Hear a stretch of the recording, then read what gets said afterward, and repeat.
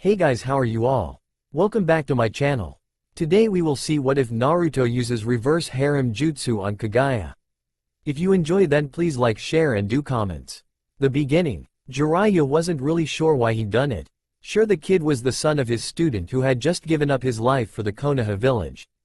That wasn't the reason he had decided to take the boy in though. Old man Sarutobi would surely look out for him with the help of the village, especially with the Yondaime's request that the boy be looked at not like the container of the Kyuubi but as a hero that protects the village. He never really did figure out why he had decided to take the kid, but he was ever so glad he did. Apparently the ladies loved men who were good with kids. 5 years later, Jiraiya had never been as proud of any of his students as he was right now. Naruto had progressed faster than he could have ever imagined, sucking up techniques like none ever had before him. And finally, at the tender age of 5, Naruto had completed his first solo mission. His mission, you ask? To peep unassisted into the ladies' side of the hot springs. A few months later, Naruto continued to surprise Jiraiya. Just a few short months ago he had made his first solo peep, and now he had come up with a new way to peep. He decided the mind of a child truly was a great thing, as the new technique allowed for a superior peeping session and yet was so simple he wondered how he had never thought of it before. A simple application of the Kage Bunshin. So simple yet so brilliant. By allowing the clone to do the peeping, if discovered, the clone simply vanishes and no beating is taken, and yet all the memories of the peeping are retained. Jiraiya wished he had thought of it all those years ago when he had been caught peeping on Tsunade. Zabuza and Haku arc. First meeting with Haku. Naruto was at the present moment throwing up into some bushes. He had been so sure, and his instincts had never failed him before. He'd told everyone he was going to train, but he really just wanted to have a peaceful nap. He had awoken to a cute little thing kneeling over him and proceeded to have a conversation while subtlety checking her out. Not much in the chest department, he noticed, but she may have bound them while she was out collecting herbs. A real shame in his opinion if she did. After an odd little conversation she started to leave, but not before mentioning that she was really a boy. Naruto's thoughts caused him to retch violently again as he realized he had been checking out a guy. Why had his instincts let him down? He curled up in a ball and started to sob. He felt dirty, so very dirty. Fight on the bridge. Naruto was a bit late to the fight on the bridge. They couldn't really blame him, could they? He was a lover, not a fighter, and after saving the ever-so-fine Tsunami from being kidnapped, they couldn't hold him holding her in a comforting gesture against him, could they? As he arrived at the bridge he noticed some weird dome that looked like it was made of mirrors. Shrugging it off, he realized Sasuke was lying in the middle of it looking like a pincushion and moved to help him. Can't let a teammate die, he thought to himself. Hey, who knows, being all cool and coming to his rescue might get me into that little cutie Sakura's good books. Haku was surprised when Naruto all of a sudden just appeared in the middle of the dome of ice right next to Sasuke. Naruto bent down and checked Sasuke's pulse. Still alive. Good, he thought to himself before looking up, noticing the mass of reflections of a single person in what he could now see were ice mirrors. Glancing closer his senses started to tingle. This person is that Haku, he thought to himself, trying to suppress a retch. Looking closer he noticed that he wasn't wearing the chakra he was before, and his discovery made him growl when he noticed the lack of Adam's apple. You, he growled out loud, taking Haku back with his tone. You really are a girl. You made me think you were a guy and that I was starting to swing the other way. I'll never forgive you for this. Naruto's head was down and he was starting to shake. Red chakra started to pour from him, swirling around him like a tornado. His face took on a more menacing look as his eyes flickered slightly before settling into a red color. Haku didn't have time to register what happened before Naruto had launched himself off the ground and smashed through one of her ice mirrors. Realizing she was close to where he was, Haku attempted to move to another mirror at a bit safer distance from the enraged boy. She wasn't expecting to have her arm caught as she moved though, and barely registered the chakra-powered punch crashing into her masked face before she went flying from the dome. Managing to drag herself from the ground, her shattered mask slipping from her face, she saw the infuriated boy charging at her, ready to deliver the finishing blow. Zabuza-san, I can't compete with this boy. I'm sorry, she whispered before closing her eyes. When the punch still hadn't arrived a few moments later, she carefully opened her eyes again to see the boy just standing there staring at her. His eyes back to their deep blue color again. Why did you not finish me off? She asked. I am no longer any use to Zabuza-san, so I am better off dead. Naruto seemed to debate his answer for a few moments before replying. With the mask off I remembered how cute you were and I just can't hit such a cute girl. He spoke with a huge grin on his face. A blush rose on her cheeks before she was distracted. Zabuza-san, she screamed before disappearing towards Kakashi and Zabuza's fight. Kakashi and Zabuza's fight was at its finale. With both Zabuza's arms out of commission, he had no way of defending himself from the copy ninja's only original attack, the Chidori. A flicker of movement was all he noticed before his eyes widened as someone with long hair was now standing in front of him, arms stretched ready to take the blow. Kakashi and Haku's eyes widened even more than Zabuza's as both realized the copy ninja's attack had been stopped just mere millimeters from Haku's chest by the hand of one Naruto Uzumaki. He was holding Kakashi by the wrist, stopping him from plowing the Chidori through Haku's chest. Now Kakashi-sensei, if anyone gets to feel her chest it's going to be me after she made me think I was checking out a guy. After the three-way Sannin battle at the baths on the way back to Konoha, Naruto couldn't believe it. It was unimaginable. They were real. Dear gods, were they real? Naruto could hardly believe his eyes, but Tsunade's breasts really were that large. It had been a long time since Naruto had been surprised while peeping, but Tsunade had done it. They were absolutely magnificent in their giant loveliness. Moving his eyes to the side a bit, he realized he could not discount Shizune either. While nowhere near as large as Tsunade, they were magnificent in their own right. The snapping of Tsunade's head in his direction told him he'd been caught. She's good, he thought. Many years of watching Jiraiya had taught Naruto many things, and that was running really should be used as a last option if you had better escape techniques at your disposal. So when Tsunade followed by Shizune stormed up to his hiding spot, now with towels wrapped around them, he prepared his secret escape technique. Grabbing Naruto by his collar, Tsunade growled at him. Just what do you think you're doing, boy? She was surprised when said boy's eyes started to tear up and it looked like he would start crying any second. Her eyes softened some at his face. Step 1 successful. Naruto giggled to himself internally. Now for step 2. But Tsunade-ban, Jiraiya-sensei says that peeping on pretty women is the best way to show them that they are pretty. And you and Shizune-ni-chan are very pretty, so I thought if I peeked on you some that you would cheer up because you went through some tough times. His Academy Award performance ended when one tear slipped out of his eye and trickled down his cheek. Both women's hearts melted at the sight. It's okay, Naruto-kun, Shizune whispered as she led him away from Tsunade, who was stalking towards Jiraiya's room. Tsunade just wants to have a word with your sensei. Step 2 successful, Naruto grinned internally. Deflected the attack onto the old man and get hugged by a hottie in a towel.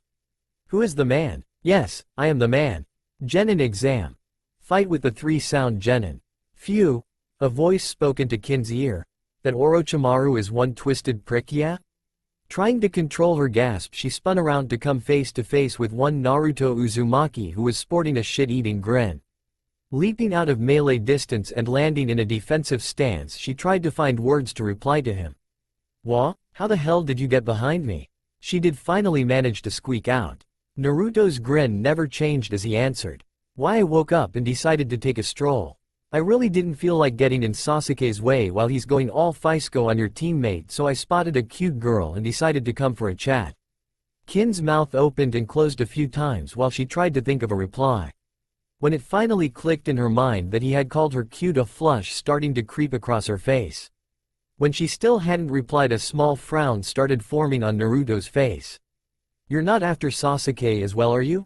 Geez, what's with girls these days? I mean, sure, he's got the whole quite broody thing down, but you would think the whole Fiscotic thing with weird marks all over him would turn the girls off. Kin finally managed to find her voice and managed to stutter out a reply. No, not liking Sasuke while he brutalizes my teammate. She blinked and found Naruto standing next to her with his arm wrapped around her shoulders and his shit-eating grin back.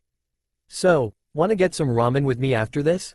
Zabuza and Haku arc. After saving Tsunami from Gato's men, Naruto scooped up the obviously still shaken Tsunami and carried her inside after Inari had raced off to Gato the village. You were very brave, Tsunami-san, Naruto whispered softly as he set her down on the couch before sliding in next to her, leaning her head down onto his shoulder. As she snuggled in a little deeper, he struggled hard to repress the grin that wanted to burst onto his face at the feel of her rather nice breasts brushing against his side. "Score 1 for the master," shouted in his head as he gave himself mental congratulations. "Thank you," was the whispered reply he received. They sat in companionable silence for a while before Naruto turned to her slightly. "I don't mean to sound rude, Tsunami-san, but did you know you're very beautiful?" A giggle burst from Tsunami's mouth at his cheesy line. "Well, aren't you a charmer? Trying to pick up a lady twice your age?" The grin Naruto had been repressing was finally allowed to escape as one of his hands reached up to rub the back of his head. "Well, what can I say? My sensei was a pervert, so I tried to the opposite of whatever he did. I guess I still picked up some of his bad habits." Tsunami continued to giggle lightly as she stood up. "You better get to the bridge and check on your friends." "A good idea," Naruto mumbled as he made a quick check of his gear before turning to leave. Just before he exited the door, a hand snatched his arm and swung him back around, slamming his face in between a luscious set of breasts as she bent down and kissed him on the forehead. "Take care," Tsunami spoke with a light flush and the biggest Chesser-like grin on her face. Naruto swiftly headed out the door after he was released, mumbling as he reached down to readjust himself. 1 to Tsunami, -1 million Naruto Uzumaki. Damn teases. Just before second part of Chunin exam. You will be able to experience why this place is called the Forest of Death. Anko was grinning madly as she spoke to the gathered genin hopefuls. Naruto of course wasn't really paying any attention. He of course had been around his perverted sensei so long that he had started to pick up some of his bad habits, some of them really quite inappropriate at times. For instance, as Anko was speaking, he was too busy staring at her breasts with his mouth hanging open and some drool starting to dribble out the corner of his mouth. The worst part though was he started to giggle quite loudly, drawing attention to himself. Anko had a short temper at the best of times, but when she saw the idiotic look on the boy's face, who was obviously staring at her tits, it managed to set her temper off even faster than normal. With a flick of her wrist, she had a kunai in her hand and was flinging it at the boy's head. Naruto of course had his sensei's weakness for women and managed to get nicked by the edge of the blade as it passed by. The sting of being cut managed to wake him from his daze as he noticed a presence appear behind him. He felt a hand come up and caress the right side of his face as another moved up his left, taking a bit of blood with it. "Boys like you die the fastest," Anko whispered lightly into his ear. "After spilling out all the red blood I love all over the place." Naruto seemed stunned for a few moments before he formulated his reply, one of his now trademark shit-eating grins appearing on his face. "Well, I've never really been into the whole blood play scene, but for someone as smoking hot as you, I'll give it a try. Could be any time." Naruto couldn't believe it, his masterpiece was finally complete. He closed his eyes and started cackling madly to himself at just the thought of what this could mean. It could revolutionize ninja life, especially if said ninjas needed to be away for long periods of time on missions. It could increase the productivity of these ninjas by over 50%, if not more. He decided he really was a genius. Finally managing to get his laughing under control, he opened his eyes to look at his masterpiece. There standing in front of him was one of his Kage Bunshin transformed by the technique he now dubbed Oiroke no Jutsu. Now to test it out. His giddiness was halted slightly at a thought before he shook it off. It's not gay, it's just masturbation.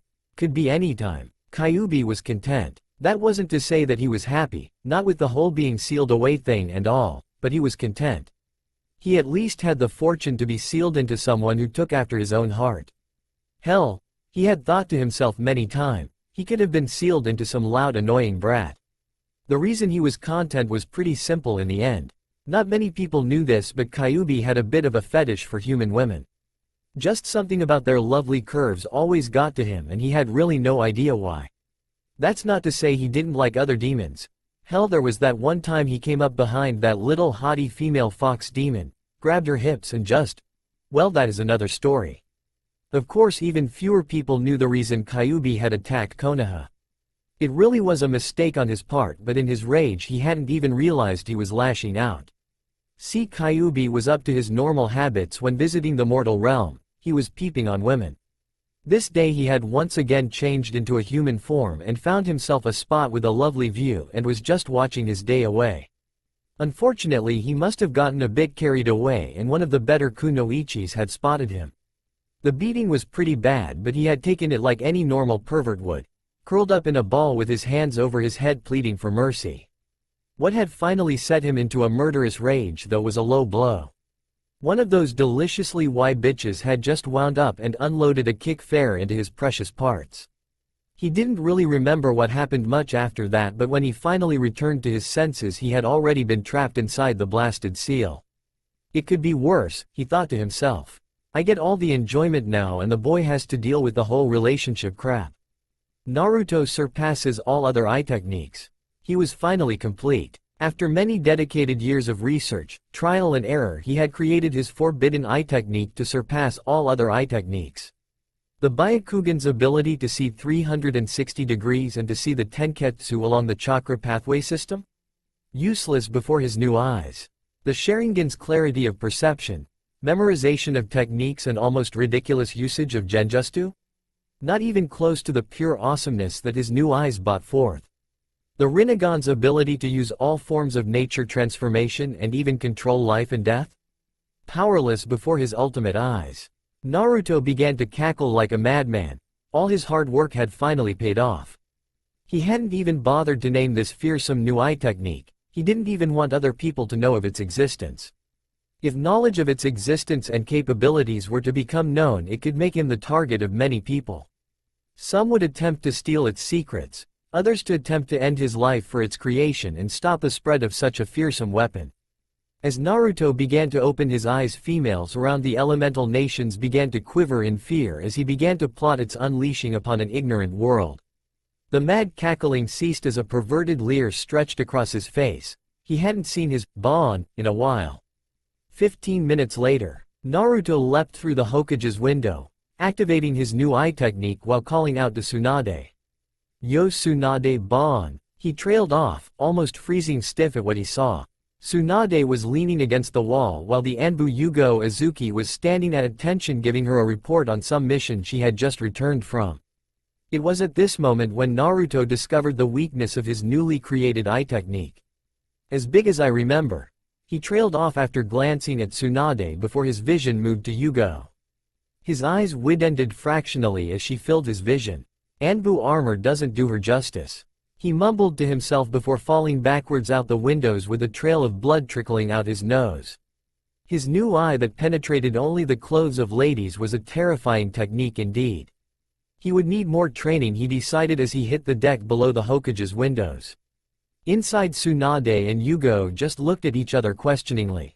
What the? Pain's attack. Nagato blinked as he felt 5 of his path's connections disappear in an instant. The jolt from the shock of this happening almost made him lose his connection to his last path as well. He focused his attention on this remaining path so he could figure out what had gone wrong. While Nagato could see everything from all his paths at once and even get feedback from their other senses, he normally focused most of his attention on his diva path. Yahiko's path. Subconsciously it was his way of letting Yahiko to continue living. When he fully focused on his remaining path, the animal path, his mouth fell open in shock, causing Konan to look at him strangely. The loss of his paths had happened so fast that he hadn't been able to see it coming or even figure out what had happened. He was now getting data from his animal path and he couldn't believe what was happening to it currently. His 5 other paths lay unmoving on the ground with their control rods removed and no visible damage to any of the bodies, while a pair of arms were wrapped around his animal path's stomach, trading its arms to its body with surprising strength. So I've been training with the toads. Just imagine what my tongue could do to you now. A very feminine squeak emanated from his animal path as his current target was whispering things into its ears. I'm a guy. His path managed to squeeze out in a cute tone of voice. Both Nagato's and his path's bodies stiffened as hands began to glide up its body before cupping something it shouldn't have. If you're a guy, where do I get a set of these? Naruto teased gently into the path's ear again, causing it and Nagato to shiver as it was spoken with a light breath gently blowing into its ear. Nagato's mind shut down at the sensory overload from being fondled and seduced by a guy. Konan, who was beside Nagato at this point, just looked at him confusedly as he was mumbling to himself. I'm a guy, and where are you touching me? His voice seemed oddly feminine as he spoke for some reason as well. Pain, Konan and Naruto meet face to face. Nagato couldn't face Naruto. He had his eyes glancing downward and a light blush on his cheeks. Naruto, though, it would have been cute if it had been on a female. It's a shame the animal path he was holding wasn't the one looking like that. He glanced across to the other occupant of the room. It was a very attractive female from the small part he could see. The Akatsuki cloaks really didn't do the female form any favors. Grinning to himself internally, he activated his most deadly technique. His as of yet unnamed eye technique. He tried to stop the widening of his eyes but was unable to stop them from moving some as he saw what was below the Akatsuki cloak. The female in the room had a killer body, one of the best he had seen. And with Jiraiya as his mentor for so many years, he had seen more than a few. Naruto slowly deactivated his eye technique so he could concentrate better and yet made sure to burn this figure into his mind. So, he drawled slowly, "You hate us, we hate you. Let's put that all behind us, shall we?" He paused for dramatic effect. "Who's up for a threesome?" 3 jaws dropped open. Nagato was so shocked his jaw had even dropped open on his animal path. "Sorry man," Naruto continued while looking at Nagato. "I'm not into guys, so you'll have to watch." He grinned like an idiot before continuing. "That's kind of exciting for everyone though, so you might end up enjoying it." Nobody had yet to recover from their shock as Naruto sat the animal path down next to Konan before removing her cloak. "Let's sweat out our grievances with each other," Naruto exclaimed. A trickle of blood started to trickle out of the shocked Nagato's nose at the scene they laid before him. Maybe the boy was right and he would enjoy becoming a voyeur. His mind seemed to have been broken, but this unpredictable boy. The cage summit. Tsunade was shifting uncomfortably at the table. It wasn't that she was surrounded by some of the most powerful ninja in the elemental nations. It wasn't even some of the arguments that had been going on and the threat that they might turn to violence. It had to do with one of her guards, one Uzumaki Naruto. In all the time she had known him, he had never looked so serious. There was an almost unearthly glow coming from his eyes as they fixated on one member of the meeting. The Mizukage. It was a searching stare she was finding hard to decipher. She hoped he wasn't about to cause some incident that would cause large diplomatic repercussions. As for Naruto himself, there was a reason he was staring so intently. His secret eye technique was active and he was documenting every exquisite detail of one Mizukage into his head. He really was a genius. This technique would have made Ero Sennin so proud. He could see him now on hands and knees begging to be taught. In any case, he was tiring of the constant bickering of most of the cages, so he decided it was time to end the arguing and take important matters into his own hands. All speaking stopped and all the cage guards went on the defensive when Naruto jumped and landed onto the able with a bang right in front of the Mizukage. She had stood up when he had jumped and he lowered his head to her level so he was looking directly into her eyes. "Marry me," he said plainly while continuing to stare into her eyes. "Okay," she responded before actually thinking about what he had said. "Wait, what?" she stumbled out as her face started turning red with embarrassment. All other occupants of the meeting outside of the Konoha party were staring with their mouths hanging open. Tsunade had his hand planted on her face after she had slapped it there in resignation, while Kakashi was grinning like a loon and giving him the thumbs up. What's there to think about? This crazy world has left it too long for a man to snap one such as you up. It's time I set this world straight. Naruto responded, trying to look heroic and chivalrous. The Mizukage's guards had totally different reactions. Chojuro had slumped to the ground foaming at the mouth. Ao reacted in rage at the disrespect that was being shown to his leader. "How dare you show such disrespect to our Mizukage?" He trained off at the look the Mizukage was giving him. "Ao, be quiet or I'll kill you." She spoke those words calmly with a terrifying smile on her face before turning to Naruto. Her face switched to an embarrassed smile when she looked at him. "How many children did you want to have? We need to start soon." Claiming Kyuubi's chakra, Naruto opened his eyes to once again be surrounded by the sewer that resided in his mind. With the help of B, he had arrived here to attempt to take some control over the Kyuubi's chakra. It was as dark and depressing as he remembered. "Man, you should really fix this place up, fuzzball." He joked lightly with the giant fox that was seated behind the bars. "No arguments here," the giant fox responded. "But that's up to you.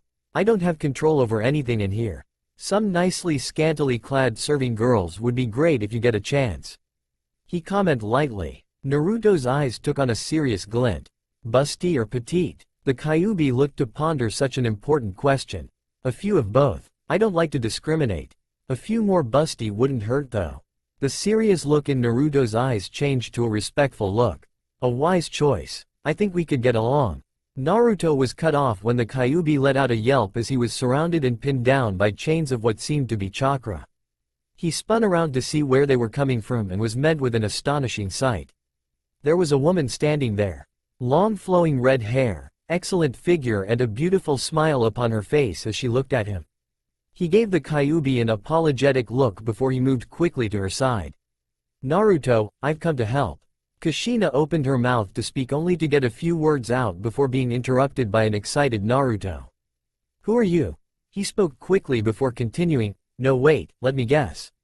Kushina smiled indulgently at him as he spoke rapidly. Naruto's face seemed to ponder some things before he opened his mouth to speak. You are quite obviously my mind's creation of the perfect woman, he crowed triumphantly. I mean, look at you. My mind is a freaking genius to create such perfection. Kushina's indulgent smile slipped from her face to be replaced with a shocked look and a slight pinking of her cheeks. Naruto, wait, Kushina was cut off once again by her perverted son.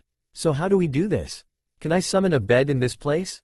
Do you mind if the Kyuubi watches? No wait, my mind created you so of course you don't care. Besides, the big guy needs some entertainment after being locked up so long. The shocked and lightly blushing look on Kushina's face was slowly being replaced by a different sort of red face. Her hair itself almost seemed to be coming alive into the shape of 9 flowing tails. When Naruto's hands slipped around and groped her backside, Kushina's temper flared. I am your mother. She screamed at him as her hair finished coming to life and started sway around behind her while her eyes opened wide in rage. She slammed her fist down on his head, causing Naruto to whimper. You could almost see the steam coming from her ears as she continued.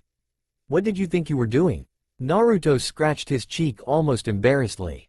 Well, I was going to see if I could get laid, to be honest. Kushina seemed to freeze in place before mumbling out. Deal with this yourself. I have one super pervert to hunt down in the afterlife and kill again. And then she disappeared in an instant, taking her chains with her. Silence reigned between Naruto and the now free Kyuubi. You hit on and copped a feel of you, mum, Kyuubi said smugly. You would have as well if you could. Naruto snapped back. She's not my mum though. Did you see her? As if a little blood relations would have stopped you. Kyuubi was silent for a moment. Touché. Sue. Naruto drawled out almost as if nothing had happened. Redecoration and undoing the seal for free access to your chakra? You keep letting me watch you with the ladies and there won't even be any of my anger in it. Naruto looked pleased as he raised his hand in a fist towards the Kyuubi. Bump these knuckles, man. Kyuubi gently bumped fists with Naruto. This is going to be the start of a beautiful relationship. The only thing is, he paused for a moment. You still hit on your mom. He choked out before he started barking out his laughter. His laughter was stopped at Naruto's reply. Did you see that ass? Worth it. Damn it. Naruto vows to help Sasuke with Itachi. Sasuke was startled out of his revelry by a presence behind him looking over his shoulder. He had been looking at a picture of his parents, but he should have still noticed someone behind him. When he figured out who it was, he clenched his teeth as he realized Naruto always seemed to be able to get the drop on him. He looked back at the picture in silence as he waited for Naruto to speak. Who are the people in the picture? Naruto finally spoke softly. My parents. Sasuke spoke back with a subdued tone, not taking his eyes from the image. A firm grip landed on his shoulder before Naruto spoke again. He will pay, was the soft words that came from Naruto's mouth. Sasuke looked at him strangely, feeling almost a kinship with him. Maybe Naruto wasn't as bad as he had first thought. I can't believe your brother would kill such a fine woman. Naruto trailed off, squeezing Sasuke's shoulder tighter and making him wince slightly. Naruto abruptly let go of Sasuke and slammed his hands onto the table Sasuke was sitting at. Damn that Itachi, damn him to hell. Naruto shouted in rage. Sasuke felt the heavy load on his shoulders lessen lightly. Maybe Naruto wasn't as bad as he had first thought. Maybe he had found a comrade in arms in his struggle to surpass and kill Itachi. Naruto also was an orphan, he could understand Sasuke's pain. I could have nailed your fine piece of ass mom and then been like, dude. I nailed your mom. A sigh escaped Naruto's mouth before he continued. But that damn Itachi took that away from me. He took all chances of rubbing that in your face from me. That fucker will pay. Sasuke's mouth at this stage was hanging open in shock at the moment while he stared at this crazy bastard. So maybe Naruto wasn't any different from what he had thought. And no matter how strong you got, it wouldn't have mattered. I would have always won everything we did because, dude, I banged your mom. Tears seeped from Naruto's eyes. Itachi, you have ruined my life. Sasuke face palmed before getting up and leaving Naruto to his ranting. He really was one crazy perverted bastard.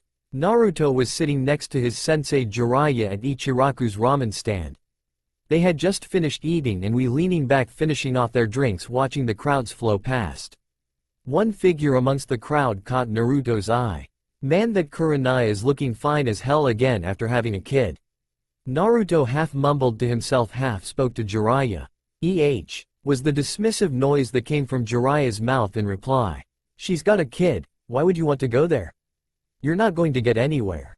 Tisk. Naruto responded. You are getting senile in your old age, I think. He got up and headed towards Kurenai, not letting Jiraiya respond to his jab. Jiraiya just watched him go in confusion. He liked the ladies, but he'd already raised on brat that wasn't his own. As much as he loved him, not that he would say it out loud, he didn't really want to raise another one that wasn't his. Kurenai herself was lost in thought as she aimlessly wandered along the street. She had left Anko to babysit so she could have some free time to herself for the first time since her daughter was born. As much as she loved her daughter, she needed some time away to recharge her batteries. It had been over a year since Asuma had been killed now, and while his death still hurt, they were both ninjas and were prepared for the worst to happen. She knew he wouldn't have wanted her to dwell on his death forever and would have wanted her to move on just as she would have wanted him to. The fact that revenge against those who had killed him had been dispensed also helped her move on slowly. Her musings were interrupted by the appearance of a presence beside her. It startled her, but she tried not to let it show. She was a ninja after all, even if she had been off duty for quite a while. Hi Kurenai-sensei. How's it all going? Were the words that came exuberantly from the presence that had appeared.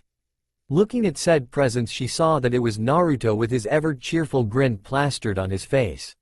She hadn't had much to do with the boy since his return to the village in time for his genin test, but Hinata seemed to be instantly taken with his bright personality and confidence that wasn't marred by arrogance like could often affect powerful ninja.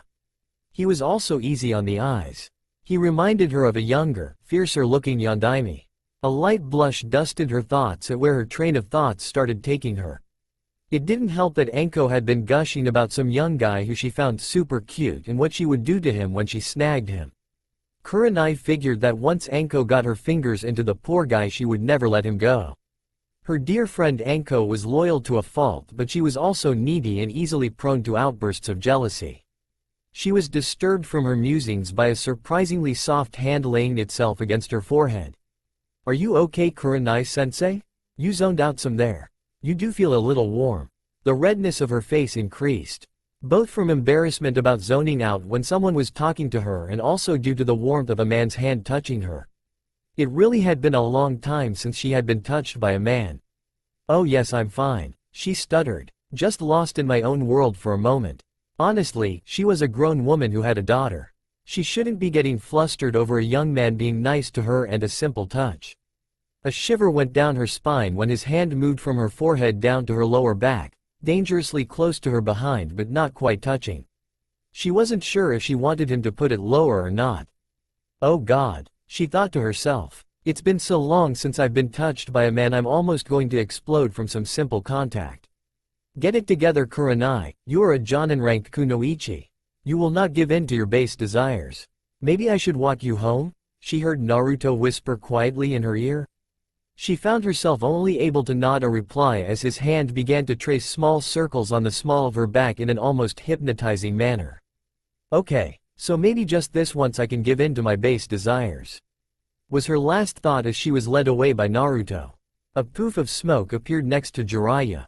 He turned his astonished face to look at the clone that was sporting a shit-eating grin. Jiraiya struggled to form words as he looked at the clone of the boy. How did you do that? If anything, the clone's grin seemed to get bigger. Wow, Arrow Senin, you really have gotten old. It's quite simple really. A flash of smoke later and the clone had hanged himself into a suit with glasses on, making him look like a school teacher. A school teacher with a smug grin on their face. She's a single mother that hasn't been touched since Asuma died. She has also been consumed with raising her daughter by herself and hasn't had much in the way of contact with anyone outside of her close friends. She was always going to be primed and ready to go. The grin, if possible, seemed to grow even bigger. And she has a kid, so you know she puts out. Jiraiya's jaw dropped at his explanation. Anyway, old man, I have to rejoin the boss's mind so I can enjoy this as well. Try not to break a hip while waiting up for me. And with a final puff of smoke the clone was gone. Tears flowed from Jiraiya's eyes. He wasn't sure if it was in sorrow at being bested by his student or pride that he had raised such a young man. It seems the student has finally surpassed the master. He mumbled to himself as he tried to wipe away his tears. Sasuke-chan? Admit it. Naruto found himself once again taunting Sasuke. What could he say? It was so amusing. You just can't do it. A foul look came on Sasuke's face at the taunting. It's not that I can't. It's that I won't stoop to your level. Naruto found himself grinning. He swore trolling Sasuke would never get old. My apologies. Naruto tried to look sorry as he spoke. I took out a cage with this technique. Of course someone of your caliber wouldn't be able to handle it. The look on Sasuke's face seemed to darken even more if that was possible. He knew Naruto was just baiting him, but his damnable pride wanted him to prove the bastard wrong. Show me how again and I'll do your stupid idiotic move. The grin on Naruto's face threatened to consume his face. It had grown so large as he showed Sasuke the necessary steps for his ultimate technique. With a puff of smoke, Sasuke completed the Jutsu and transformed into a female version of himself. Naruto was mighty impressed and at the same time disappointed. Sasuke was pretty damn hot as a female, so why did he have to be born a guy? It suits you, Naruto said with a mocking smile. You normally look like you have something stuck up your ass. With you as a guy, the first don't find that attractive at all. He chuckled a bit at Sasuke's thunderous expression before continuing. But as a female, that makes you a good girl, and I do like good girls. Sasuke blanched and started to back away as he feared what Naruto might do to him in this state. It never crossed his mind to simply release his technique. A serious look on Naruto's face stopped him in his tracks. We have a problem, Sasuke. Naruto spoke seriously, causing Sasuke to gulp. The look on Naruto's face made him nervous and worried. What problem is that? He managed to stutter out. Naruto was silent for a while before replying. I'd so bang you as a chick and I don't know how I feel about that. Naruto laughed to himself as he watched Sasuke's back disappear into the distance rapidly. He shamelessly would admit that it was a nice sight from behind as well. Sound 4 sounding off. Kaguya panted breathlessly. This fucker is strong, was the main thought flowing through her head. Things had seemed to start off so well. They had found the emo fag boy and cornered him. He was even more of a pussy than she thought. When they had cornered him to give him Orochimaru's offer, he had curled up in a ball and started babbling about some Naruto coming after him if he left. Why the fuck would a fishcake chase after him? He was so pathetic they decided to withhold the offer and just take the pussy with them. The problem occurred at the moment when the blonde pretty boy had shown up. The three useless pricks with her were unconscious in moments and she couldn't figure out why. Sure, he was an annoying asshole, but he didn't seem that strong, right? Things went further downhill when she got pissed off at the bastard's constant evading and she called upon the first level of her seal to finish the emo lover off. When the marls from the seal crawled across her skin, the blonde pretty boy's expression changed and she felt a small tingling of fear. Naruto always fancied himself more of a lover than a fighter with the ladies, so he just danced around her attacks, letting them miss by the narrowest of margins. The small grin on her face told him she thought she would have him soon. It turned into a look of mild frustration after a period of time and she stopped for a moment. Weird seals began creeping all over her exposed skin, including her face. Naruto assumed this was some form of advanced version of Orochimaru's curse seal. If he could ever be bothered, he might check out Sasuke's sometime and see if he could remove it. Unfortunately for Kaguya, at this time this seal enraged him. Her triumphant look changed rapidly after a murderous look came over his face and any thoughts that she would now have an advantage evaporated. "You stupid bitch!" Naruto screamed at her. "Why would you use this power, damn it?" Slap. As enraged as he was, Naruto was still a pervert. The slap landed fair on Tayuya's backside. As foul-mouthed as Tayuya was, even she was speechless for once. How she ended up laying over his lap in such a short time she couldn't figure out. Slap. A squeak forced its way out of Tayuya's mouth before she could stop herself. It was the most girly thing that had ever come from her mouth, she was sure. "Those marks are hideous." Naruto raged while he continued to paddle her behind. They ruined such a pretty face. Tayuya couldn't be sure if the red that had forced its way onto her cheeks was caused by embarrassment or rage. Being who she was, she went with rage. Allowing the seal to take more control of her, the marks slowly disappeared. Her skin darkened, dark marks formed around and near her eyes. Lastly, horns sprouted from her head. With her transformation complete, she tried to break his grip but still found herself unable to. The smacking of her backside had stopped, which she was glad for, or maybe she was not. This blonde pretty boy had totally befuddled her. She managed to sneak a glance at him and he had his head lowered, his eyes shadowed by his hair. She trembled in fright at the sight. If he had got so angry over her using the level 1 seal, she was terrified at the rage he was about to unleash at her using the second level. The silence hung in the air for a while. Tayuya squirming even more. "You?" Naruto finally spoke. Tayuya gulped. "You grew handholds for me. Now we won't have to worry about ripping your hair out when I get rough. I think I'm in love." Tayuya blinked. "Handholds? He must mean my horns. Handholds for what?" she thought. It took her a moment before she made the connection. Her mouth opened in shock for a few moments. In her current befuddled state, she just decided that giving up was easier. "All right, you stupid fuck. I'm dripping wet here. Take me to your room quickly or I'll just rip that shit off and you'll never use them again." In the next instant, Tayuya was slung over Naruto's shoulder as he was bounding over buildings in a hurry to get to his apartment. Meanwhile, Sasuke straightened himself up, dusted himself off and headed home. He really needed to find a mirror so he could genjutsu that scene from his own head. Kushina returns. Naruto was dozing on his couch. He figured he might go and chat to the furball for a while before heading to bed. When he opened his eyes, he was slightly surprised. This wasn't where the Kyuubi lived, and the thing standing before him certainly wasn't a giant fox demon. The thing standing there was a person. That person was his so-called mother. So-called because he found her quite enticing, but she didn't seem to want a bar of it because of some stupid reason, like he was her son, she was his mother. Bah, as if he would let that stop him. He tilted his head in confusion as he watched her. She seemed to be trying to build up the courage to say something. When she finally managed to build up the courage, it came out a little hurriedly. "I'm very sorry," she said, bowing her head. Naruto himself just looked at her confusedly. "What are you sorry for?" he asked, scratching the back of his head in puzzlement. "I left you with the Kyuubi," she stated morosely before continuing. "I know you seem to have things in hand, but," she trailed off before rubbing the back of her head in a similar manner to Naruto. "Sometimes my temper gets the best of me, but that's no excuse."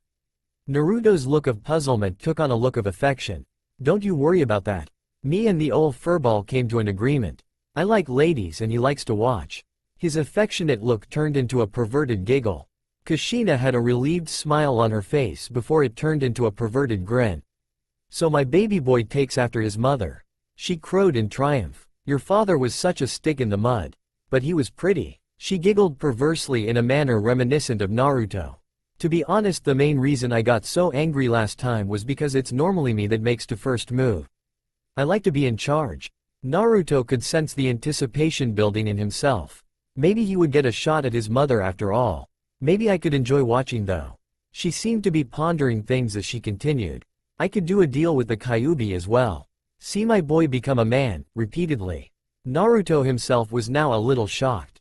His mother was great. "It's a shame your father isn't around anymore. You two together would have been great." Father and son, covered in sweat, embracing each other passionately while the mother watches on from a crack in the door.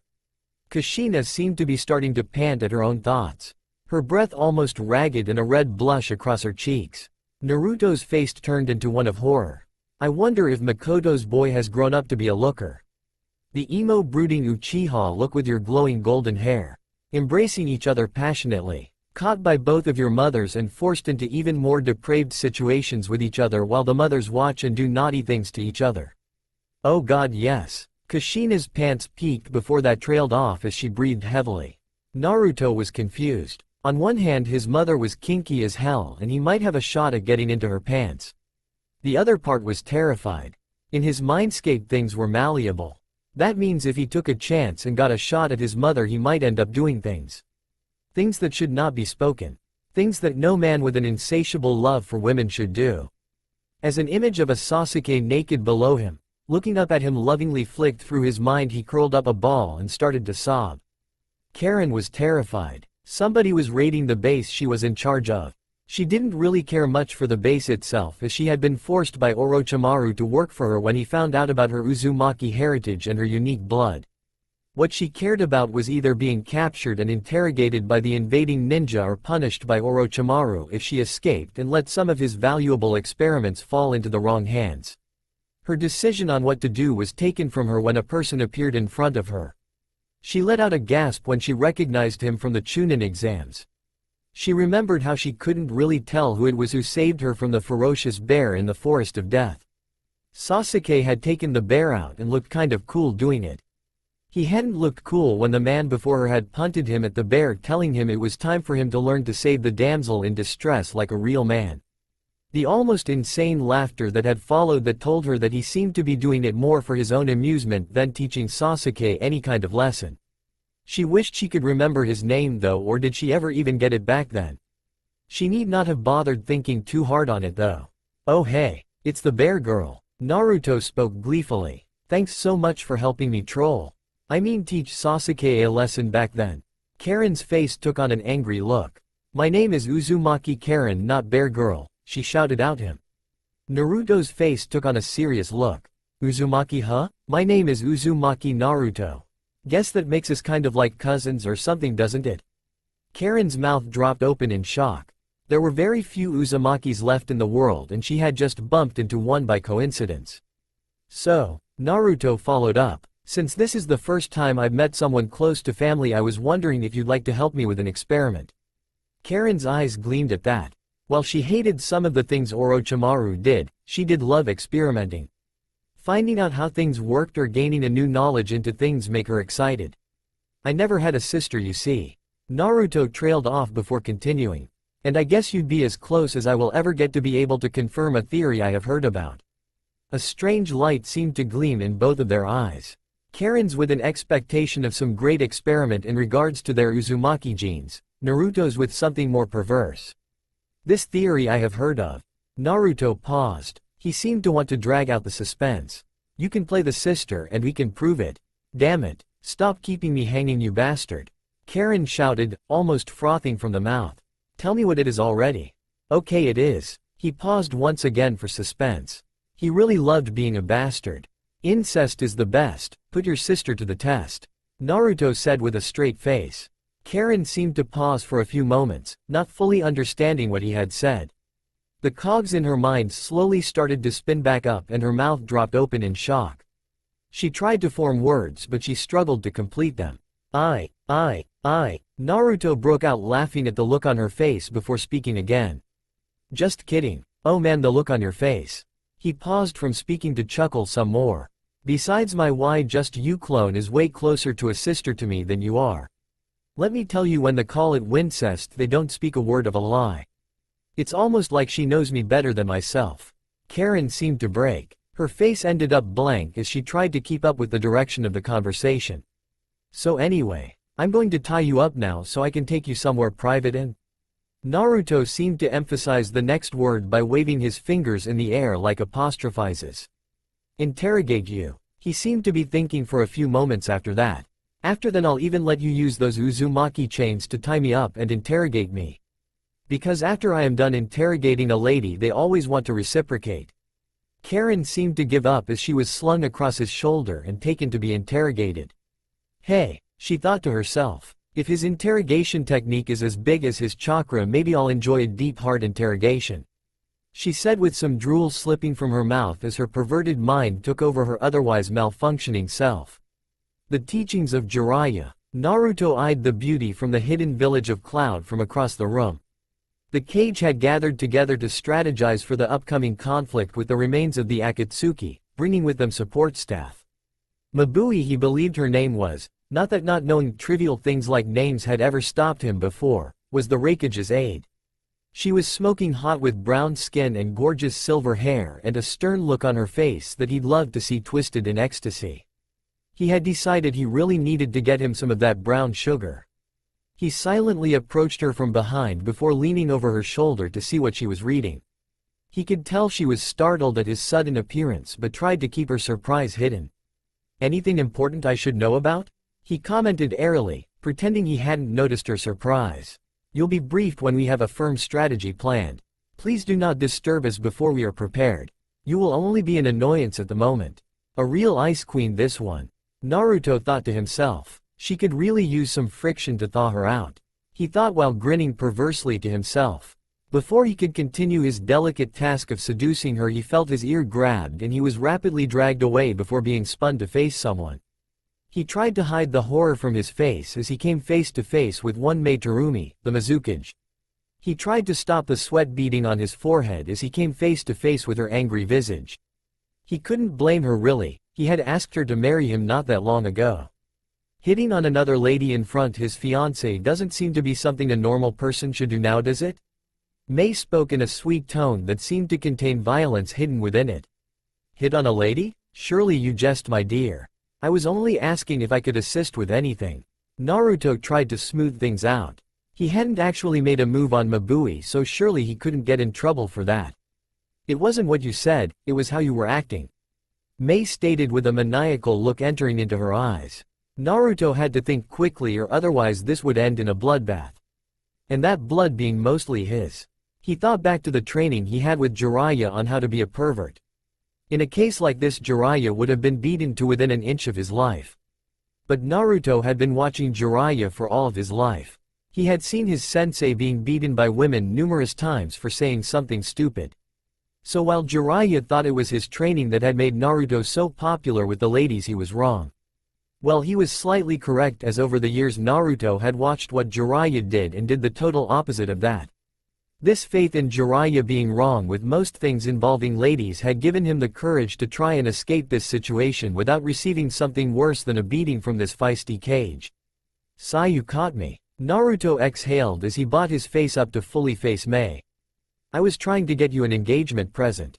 Mei looked at him skeptically, which was understandable as he was talking out his ass. "Oh really? You hitting on another woman is finding me an engagement present?" The look she gave him was enough to freeze a normal man to death with its coldness. Naruto was no normal man though. "Of course I was. It was a special present." He paused momentarily. Thinking on his feet, he took a stab in the dark. "Don't think I haven't seen those looks." Mei looked confused. "What looks?" Naruto decided it was time to go all in. He was either going to be the luckiest man alive or dead.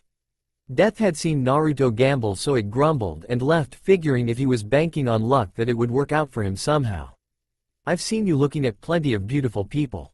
I know you would like some of them to join in our little games." Mei's look changed from deadly to cutely flustered instantly. Jackpot, was Naruto's thought. Lady Luck never let him down. "I don't know what you're talking about." Mei spoke with a flustered appearance. Naruto moved close to her, his breath tickling her ear as he spoke softly into it. "I don't mind sharing you," he said, "but I'd never let be another man. You are mine." Mei shivered at his lustful and possessive tone. Naruto continued speaking into her ear, making Mei pant more. "Can you imagine that stoic face all scrunched up in ecstasy as you held her down and did things to her? All the while I would be watching you unblinkingly, burning the sight of you and her into my memory." Mei leaned against him for support. "Did she agree?" she whispered huskily. "I didn't get a chance to propose it to her before you dragged me away." Actually, Naruto was pretty sure he was about to be turned down, but she didn't need to know that. At that comment, Mei composed herself, stood up straight and smoothed out her clothing and marched towards Mabui. Her approach seemed to put Mabui on edge, as she had been watching the conversation with the blonde Jinchuriki from the corner of her eye. The determined look the Mizukage was giving her scared her some. She thought the blonde may have deflected his hitting on her into it being her fault. She had heard about that outburst from both of these two from the original meeting and was concerned that the Mizukage might get violent if she thought she was trying to take her man. The Mizukage stopped in front of her. She tried not to squirm under her scrutinizing eye. The Mizukage seemed to be looking her up and down, maybe sizing up the competition, she thought. Those thoughts fled her head when one of the Mizukage's hands reached around and squeezed her ass while the other hand moved up to cup her breast. Her jaw seemed to unhinge as her mouth opened so wide and being fondled by the Mizukage. Mei's eyes turned back to Naruto. She's perfect. Let's give her a test run right now. Mabui was still unable to comprehend what was going on as the Mizukage picked her up princess style and left the room, the blonde Jinchuriki following behind. Naruto himself was in a bit of shock himself. He couldn't believe his bullshit excuse had worked this well. He looked upwards towards the heavens for a few moments. This is for you, Ero Sennin. I couldn't have done this without you taking all those beatings. I hope you know that those beatings will now let me live out man's dream. I appreciate it, you magnificent bastard. He hurriedly followed after Mei and the shocked Mabui after thanking his teacher. In heaven itself, Jiraiya wasn't sure if the tears were from the respect that Naruto had shown him or the fact that after all those beatings Naruto was the one going to be getting the tricycle experience and not him. The Cloud's request. The team from Cloud consisting of Samui, Karui and Omoi were entering what seemed to be the remains of Konoha. They were trying to hold their shock in check at the Div station while attempting to find someone who could take them to the Hokage with their request. Their request was a simple one. Find out as much information as possible on one Uchiha Itachi who had kidnapped their teacher. The remains of their fight had devastated the area and had occurred in. Their teacher had put up an amazing fight from what they could tell. But they needed information on Itachi so they could hunt him down and take revenge for their teacher. Information they could only get in Konoha, the village Itachi had been a part of and no doubt the village that had kept the closet tabs on him. They were stopped short when they heard a blonde-haired young man talking to a black-haired young man who had a sour look on his face. Man Nagato was almost as big a douche as Itachi was. Check out this damage he left from his temper tantrum. The blonde paused before continuing. Not quite though. One of his bodies was a hot chick that just wanted some punishment and Itachi killed your fine piece of ass mother. That reminds me, have I told you what I would have done to her? The black-haired boy's face seemed to turn even more sour, if that was possible. Yes, you've told me. Repeatedly. In great detail. The mention of Itachi's name in the conversation had caught the attention of the Cloud team, causing them to head towards the duo. Hey you blondie. Karui yelled, interrupting their conversation. Much to Sasuke's relief, as Naruto had once again broken into a detailed description of what he would have done to his mother. Tell you's everything you know about Itachi. The blonde's gaze moved over each of the team members, seemingly hanging longer on the two females. Cloud Ninja, huh? Why should we be giving you information? We have a request from the Reikage for your Hokage. Samui spoke up, much less emotional than Karui's request. Itachi was the person who kidnapped our teacher. We must find him to avenge his death. Naruto seemed to be thinking for a few moments before he responded. If the Akatsuki have him, that means he was a Jinchuriki. That also means that he probably isn't dead yet. They need preparation time before they can extract the beast. This almost caused an explosion from Karui. Then give us the information we need quickly so we can go and save him. The blonde took on a grim look. I'm sorry, but I can't give you information on Itachi. He paused for a few moments. I need to kill him myself. I can't let anyone else do such a thing. He reached into his pocket, causing the Cloud Ninja to tense up. When he removed a picture from his pocket, they seemed to relax slightly. Look at who he killed. Naruto screamed at them, shoving a picture of Sasuke's mom in a bikini in their faces. He then pointed at Sasuke. How will I ever be able to bang this guy's hot-ass mother if she was killed by that asshole? I will avenge my dignity by killing Itachi myself. Sasuke himself was in shock. Where the hell did you get that picture of my mother, you bastard? He was promptly ignored by the tirading blonde. Naruto's tirade was cut short as a fist struck him across the face courtesy of one Karui. He looked shocked for a few moments before his eyes narrowed in some unknown emotion. That wasn't all that nice. Naruto spoke in a calm voice. I don't normally hit ladies, but let me show you how it happens when I do. Karui tensed, slightly worried that her temper had gotten her into a predicament once again. This was proven once again when she didn't even see the blonde move. She did feel it when he had her bent over his lap though. "What the hell you bastard," she screeched. "What the hell are you?" Her words were cut off as a shocked look appeared on her face.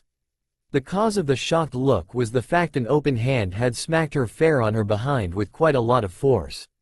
"Asshole, what do you?" She was once again cut off by a second smack to her ass. "This is what bad girls get when they are rude." Naruto spoke in a calm tone as he continued to paddle her backside. "If you keep being rude then it won't be over your clothes next time. Asshole, you wouldn't dare." Karui decided that probably wasn't the best idea she had ever had as she felt her pants being lowered, exposing her backside to the world. As the spankings continued, tears sprung to her eyes.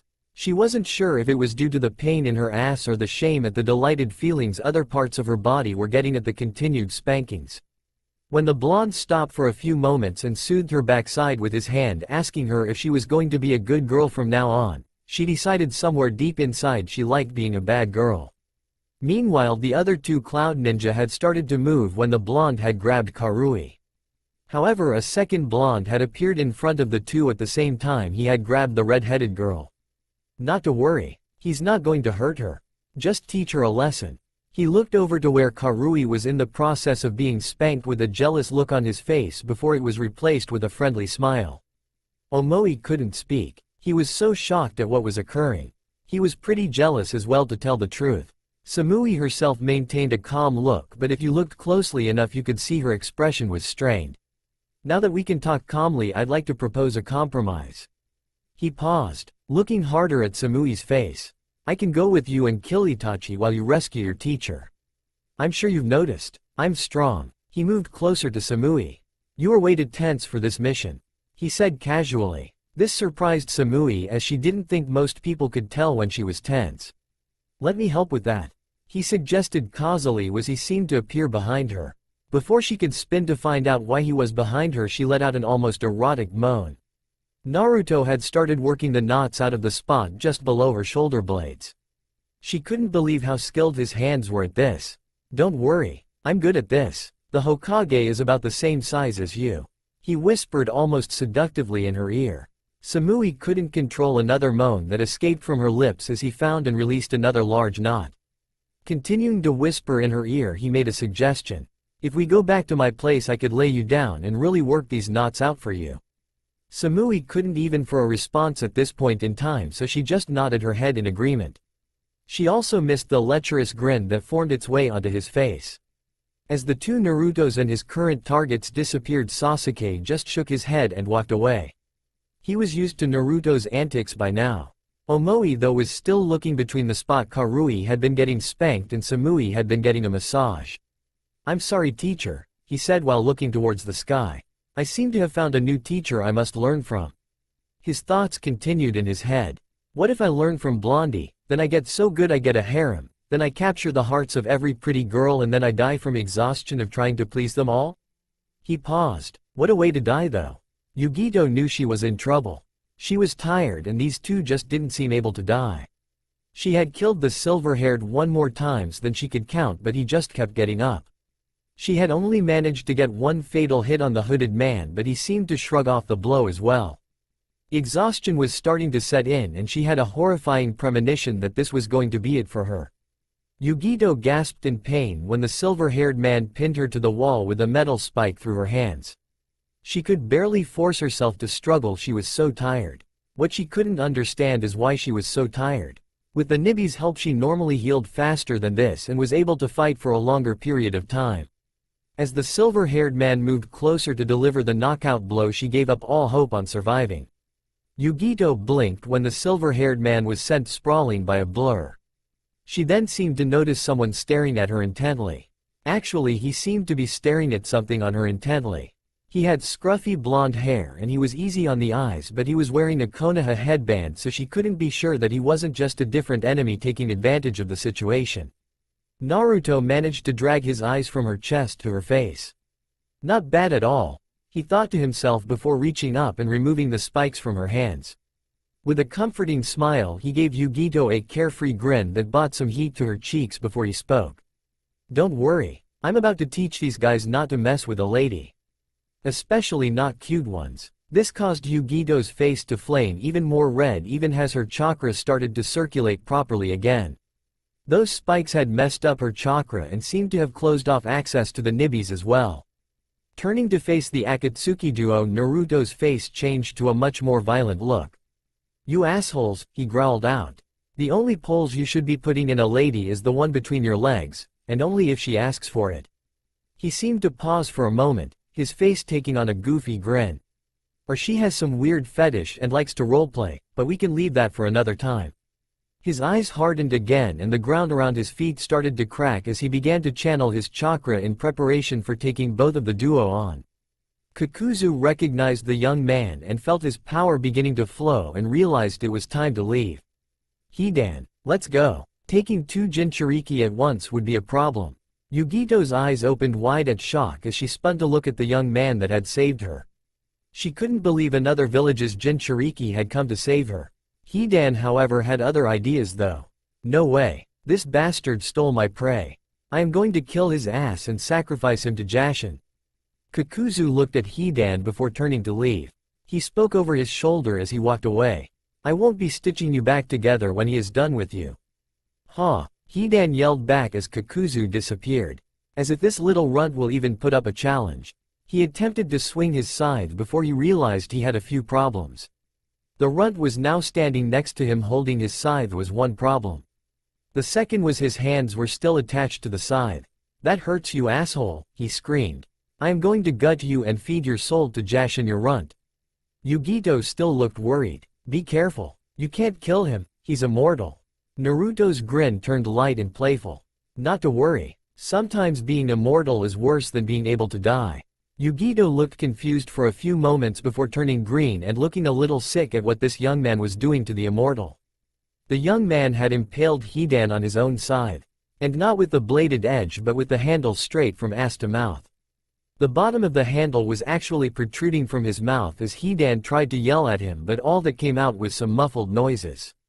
Yugito almost felt sorry for him. "So," Naruto spoke as he finished sealing Hidan into a massive dome of rock to be impaled for on his own scythe for eternity. He turned to Yugito with a shit-eating grin. "We got some pole in him, how about I put some pole in you, but in a much wire way. Although I believe there will be some moaning involved as well." Yugito's jaw dropped open in shock and she couldn't form a reply as she was picked up princess style and carted away. A terrible technique in the hands of a pervert.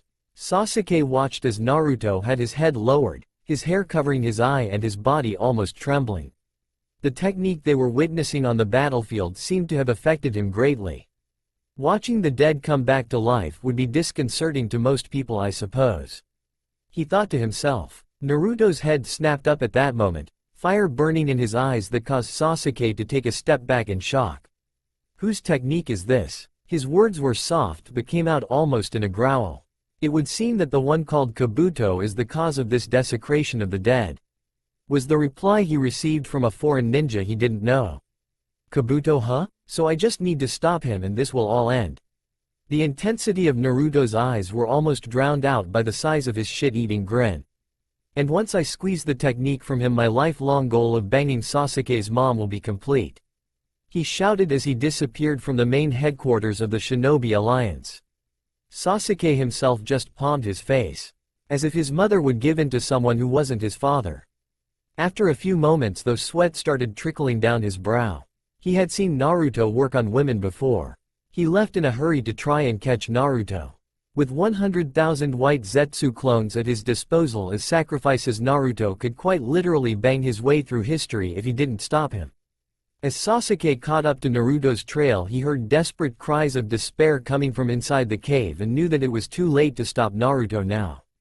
What Naruto wanted, Naruto got. Sasuke had learnt that a long time ago. Sasuke sighed to himself. There was nothing he could do to help his mother now. She was quite literally fucked once Naruto got to her. Even the appearance of a revived Itachi barely registered more than a raised eyebrow from Sasuke. It's too late, Itachi. Kabuto is fucked, and once Naruto is done with him, so is mom. Sasuke's shoulders seemed to slump even lower. I need some time alone. He spoke to Itachi as he left in a hurry. Itachi shot a weird look in the direction Sasuke had left, wondering what he was talking about before shrugging it off and entering the cave. What Itachi found Naruto doing to Kabuto was so disturbing that he forced himself from his Edo Tensei body and back into the afterlife. Be very quiet, I'm hunting MILF. Naruto had finally managed to wrangle himself up some Zetsu clones he needed. The Shinobi Alliance actually seemed pretty effective at killing those things. He had also learned the Edo Tensei technique from Kabuto.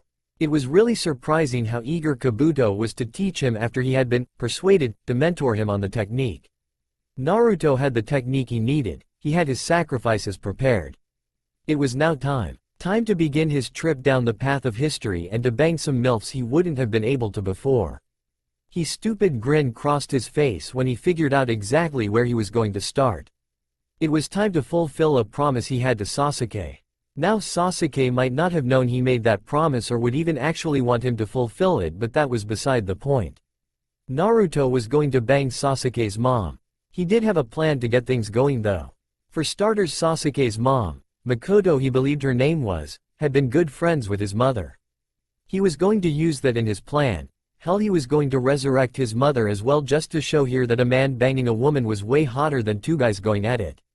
It still almost chilled his soul to think his mother was into that kind of thing. As the Edo Tensei began, Naruto put his plan into action. As Makoto became aware of her surroundings, she forced herself to open her eyes. She felt as though she had just awoken from a long sleep. After a few moments to reorient herself, she found a strange sensation nestled against her chest, seemingly buried deep in her cleavage. Before she could respond by moving the offending object away, she heard light sobbing coming from the object as well as some kind of mumbling coming from it. Looking down, she caught sight of a mop of blonde hair that seemed to be nuzzling her chest. The words that were coming from him seemed to be just one word repeated over and over again. Mum, mum, mum. As she continued to confusedly stare at the seemingly young man, he finally stopped nuzzling his face into her chest and peered up at her with big watery eyes. After he seemed to look at her for a moment, he darted backwards like he had been shocked. Oh, I'm so sorry. I thought you were my mom. Damn stupid technique. Guess I need to get better at it. Finally, able to form some words after being so confused by her awakening, she decided first things first, she needed to get some answers to her questions. How did I get here? It seemed to be the most pertinent question she could come up with, as the last thing she remembered was being struck down by a crying Itachi. Who are you? That also seemed like a reasonable question considering what was happening. Makoto watched as the young man seemed to pull himself together, scrubbing his teary eyes with his sleeve before speaking. I'm very sorry, miss. I was just expecting you to be my mother. Makoto was quiet for a while, taking her time to study this young man. The features were familiar but not quite what she recalled. Minato? Is that you? The young man seemed to snap his eyes to her face as she spoke. Minato was my father, did you know him? Internally, Makoto was shocked. Minato and Kushina's child should still only be around 7 years old. What had happened to her to be gone so long? And why was he expecting her to be his mother? Both Minato and Kushina had died the night Kyuubi had gone on a rampage in Konoha. The confused look must have shown on her face as the young man put a sympathetic look on his face. My name is Naruto, son of Minato Namikaze and Kushina Uzumaki. I'm sorry about this. I guess I better start from the beginning. And somehow I must have mixed up some genetic material and revived you instead of my mother. You know the rest. Makoto was unsure of what to say after his story was complete. So much had happened since she had passed away. It also turns out that this young man, Naruto, son of her friend Kushina, had ended up as teammate to her own son Sasuke. Almost like her friendship with Kushina was destined to continue in their children. You know, Naruto continued while she was pondering to herself. Sasuke never said his mother was so beautiful. A flush spread up on her face. While Fugato was not a bad husband or father, he was very stoic and a man of few words. He'd never really complimented her in such a frank way before. Him being her arranged husband meant that no one really had. She was jerked out of her musings when she felt an arm wrap around her shoulders and pull her into a firm chest. She thought about pulling away, but it felt so nice and comforting. She barely even noticed the hand slowly tracing up and down her back was getting lower than it should. Or the fact that his ministrations had caused her breasts to crush up against his firm chest and cause her nipples to tighten up. This must be rough on you.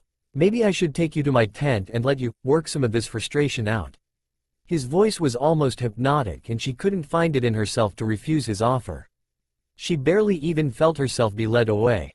As they entered his tent, Naruto paused for a moment. I have one thing to take care of. Make yourself a home. Makoto nodded dumbly and moved into the tent. With Makoto safely in the tent, Naruto summoned his next Zetsu he had stored away and quickly performed Edo Tensei again. This time actually summoning his mother. Naruto? Wait, what is going on? How did I get here? Perfect, was Naruto's thoughts as he realized that his mother's chakra that had been residing inside him had merged back with its original and brought with it the memories of his conversation with her. Quiet. Sorry mom, I'm in a hurry here. I'm going to break you of your Fujoshi lifestyle right here and now. You have one order to follow as my Edo Tensei and then you are free to do whatever you want after. Kushina looked confused and also put out at her son. Confused at what he was talking about and put out that had told her to be quiet. You are to hide your presence and watch carefully what is about to occur in this tent. If you feel like joining in during or after, don't let me stop you. After that you are free to do what you like. Kushina, if possible, looked more confused. She was also kind of annoyed when her body stopped her from asking what was going on again and to follow the order Naruto had given her. Her eyes widened at what she saw going on in Naruto's tent. Wow, she was almost speechless. This is hotter than Naruto and Sasuke getting it on. Never let it be said that Kushina Uzumaki was one to be held back by fear or indecisiveness. Removing her shirt, she marched into the tent like it was her own. This caused Makoto to look up from her position with a red face and almost regretful look. Looks like you need another slice of bread for your meat sandwich. Kushina yelled out before jumping in to join the goings-on. Makoto at that point gave up. She could never keep up with one Uzumaki, let alone two. Sasuke. It made Sasuke shiver. It was Naruto and he sounded happy. That always meant something bad had just gone down. I fulfilled our promise. Sasuke's danger sense went to a dull ringing to an ear-piercing alarm. Turning to face him, he found two women looking completely satisfied hang off his arm. One of them caused him to do a double take. Mom. Before he could move toward her, Naruto appeared beside him wrapping an arm around his shoulders. Sasuke. I fulfilled our promise. This confused Sasuke as he didn't recall making a promise with Naruto. He was hesitant to ask though. What promise? If possible, Naruto's grin got even wider. The one where I promised to bang your mom, of course. I made no such promise. Sasuke screamed at him. Oh, Naruto said. Maybe I just made it with myself. Sasuke looked like he was about to blow a fuse. Before he could though, Naruto kept speaking. If it makes you feel any better, I banged my own mom as well. It was at this point Sasuke totally lost it as his eyes rolled back into his head and he fell to the ground in a dead faint. I think he took that rather well, don't you? Naruto asked while grinning at the two ladies accompanying him. Sasuke breaks and gives in. It had been the moment Sasuke had been dreading. He never wanted to admit it, but it had finally arrived. After the last incident with his mother, Naruto had officially won. He had broken him of the last of his pride and he was giving in. He carried with him a piece of paper. Not just any piece of paper though, it was his declaration of surrender that he had Jiraiya and some other seal users help him design. With this piece of paper, Naruto will have officially won. He moved into Naruto's tent and let out a relieved sigh as he found only a shirtless Naruto in it and not his mother or some other woman. Oh Sasuke, what brings you here, buddy? Asked the ever-grinning Naruto. Sasuke himself took a deep breath. I have come with my surrender. You win. Naruto's grin slipped off his face in a rare moment and looked confused. Surrender? I win? I'm not sure I understand. Sasuke grit his teeth. Just shut up and take my declaration of surrender. Before Naruto could reply, Sasuke performed a technique he had learned from Naruto himself. Why jutsu? Sasuke cried out before being engulfed in a cloud of smoke. What emerged was a very feminine Sasuke. Quickly slapping the piece of paper with the seal on it onto his upper arm near the shoulder. Sasuke watched as the seal crawled from the paper onto his arm and sealed his fate. There, now she cried. I'm all woman forever. I figured if I can't beat you, I might as well join you. Naruto himself was quiet for a period of time, causing Sasuke to start squirming some. Naruto continued to stare for no other reason than watching the now female Sasuke squirm was kind of hot. What could he say? She was a cute girl now and he liked cute things. A lot. After he had enough he slowly brought his hand up to his eyes to rub them and mumbled to himself. This is not how I thought my first mother and daughter combo would go. But hey, who was Naruto to complain? Despite what he had mentioned to Sasuke when he had originally taught him the Jutsu, Naruto didn't really feel weirded out at all at the prospect of giving it to the female Sasuke. He loved the female form and hers was pretty great at the moment. Give her a few more years and she'd be smoking hot. A massive grin formed upon his face as a fantastic idea came to mind. This caused Sasuke to look away as she knew it was going to be bad. You know, with my clones and Jutsu I could go for the double mother and daughter combo. I am such a genius. Naruto stopped and started to ponder something else. Actually, Naruto thought out loud, causing Sasuke to look back at him again. This would have made a certain story make way more sense, with you being a girl from the start. If Sasuke had not been broken by Naruto after so many years he would have shuddered at the thought. The rabbit goddess returns. Sasuke was panting. Things weren't going well right at this moment. Things had been going well when, as loath as she was to admit it, Naruto was around. He was bitch slapping the full Rinnegan Madara around like he was a pair of Sasuke's mom's panties. They put up a token resistance before being removed so the thing below them could be pounded. The wince Sasuke made this time was not from the fight with Madara. Sasuke refocused on the fight where Kakashi and Guy were doing the best to keep Madara distracted while Sakura tried to figure out what had exactly happened to Naruto. 1 minute Naruto had Madara on the ground stomping his crotch while screaming something about making Madara suffer for all the death of so many hotties. To be honest, she kind of tuned him out when he went on one of his rampages. It worked out best that way. The next second he had slumped over with a glazed look in his eyes. Madara had quickly taken the opportunity to get to his feet and knock Naruto into a cliff. He then got embarrassed as he tried to threaten everyone there with imminent death. It wasn't quite as intimidating as he had hoped with a squeaky voice. Thankfully the major limp Naruto had gifted him slowed him down enough for Kakashi and Guy to keep away a major case of the dead while fighting him. She just hoped Sakura figured out what was wrong with Naruto before that luck ran out.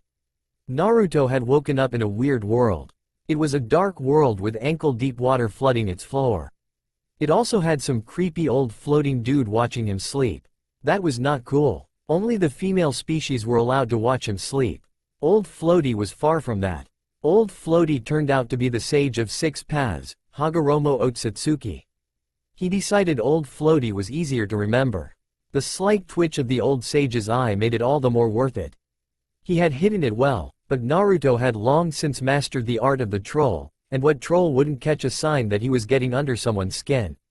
Old Floaty had given him a spiel about how it wasn't Madara that was the true villain of the piece, but Black Zetsu who had been pulling the strings since the time of his sons. That he was the reincarnation of his youngest son Ashura. Sasuke was the reincarnation of his oldest son Indra, but he had been unable to summon him to this realm, as well as his connection to Indra was muted. Something about Indra sobbing in a corner about his current reincarnation becoming a female or something.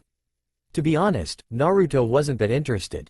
If Old Floaty let him out of here he'd just go back to slapping Madara about, find the Black Zetsu, and slap him around even harder.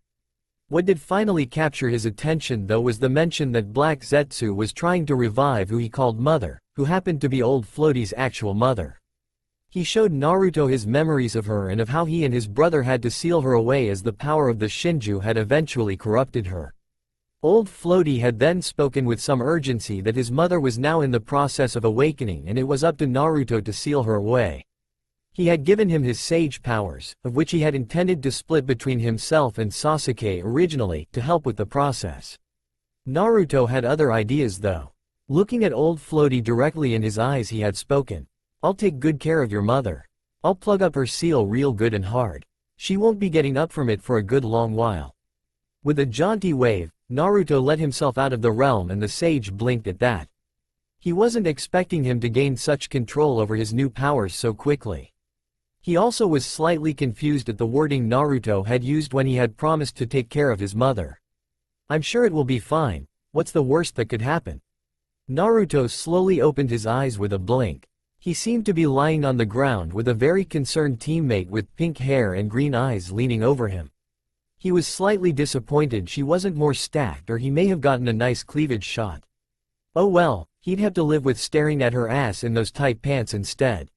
Learning that futon jutsu that gently moved her skirt like coverings to the side had been a masterstroke. That was one damn fine ass she was packing. Shaking his head to get his mind back on the situation at hand. He'd have plenty of time later to get his hands on Sakura's situations. Naruto managed to get himself sitting up with Sakura's assistance. Damn. Feels like I've been slammed into a rock wall or something. He sweat dropped when looking to the side, realized there was a nice Naruto-shaped indent on a cliff face. Yeah, that would do it.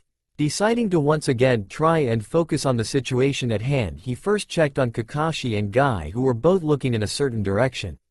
Moving his eyes to follow their line of sight, his gaze rested on their target just as a figure emerged from a great big fat bulging Madara? Well, there's something you don't see every day. Focusing on the freshly emerged figure, Naruto couldn't help but grin to himself. Bingo! There in all her glory was old Floaty's mom. Dressed in her high-collar princess kimono, with long flowing white hair that seemed to flow forever down her back. She had her own pair of Byakugan eyes. He always found them slightly creepy, but they worked wonders when doing the deed in public places. Both as a way to stop them from being caught and also as a way to ratchet up the excitement when he kept things going when they could see people getting closer. That really got Hinata going, that naughty minx. She also had a pair of horns situated on her head. Perfect handholds. Just ask Tayuya. That girl just went wild when he gave hers a few strokes before taking the reins, so to speak. She did have a strange third eye on her forehead. This may turn some guys off, but not Naruto.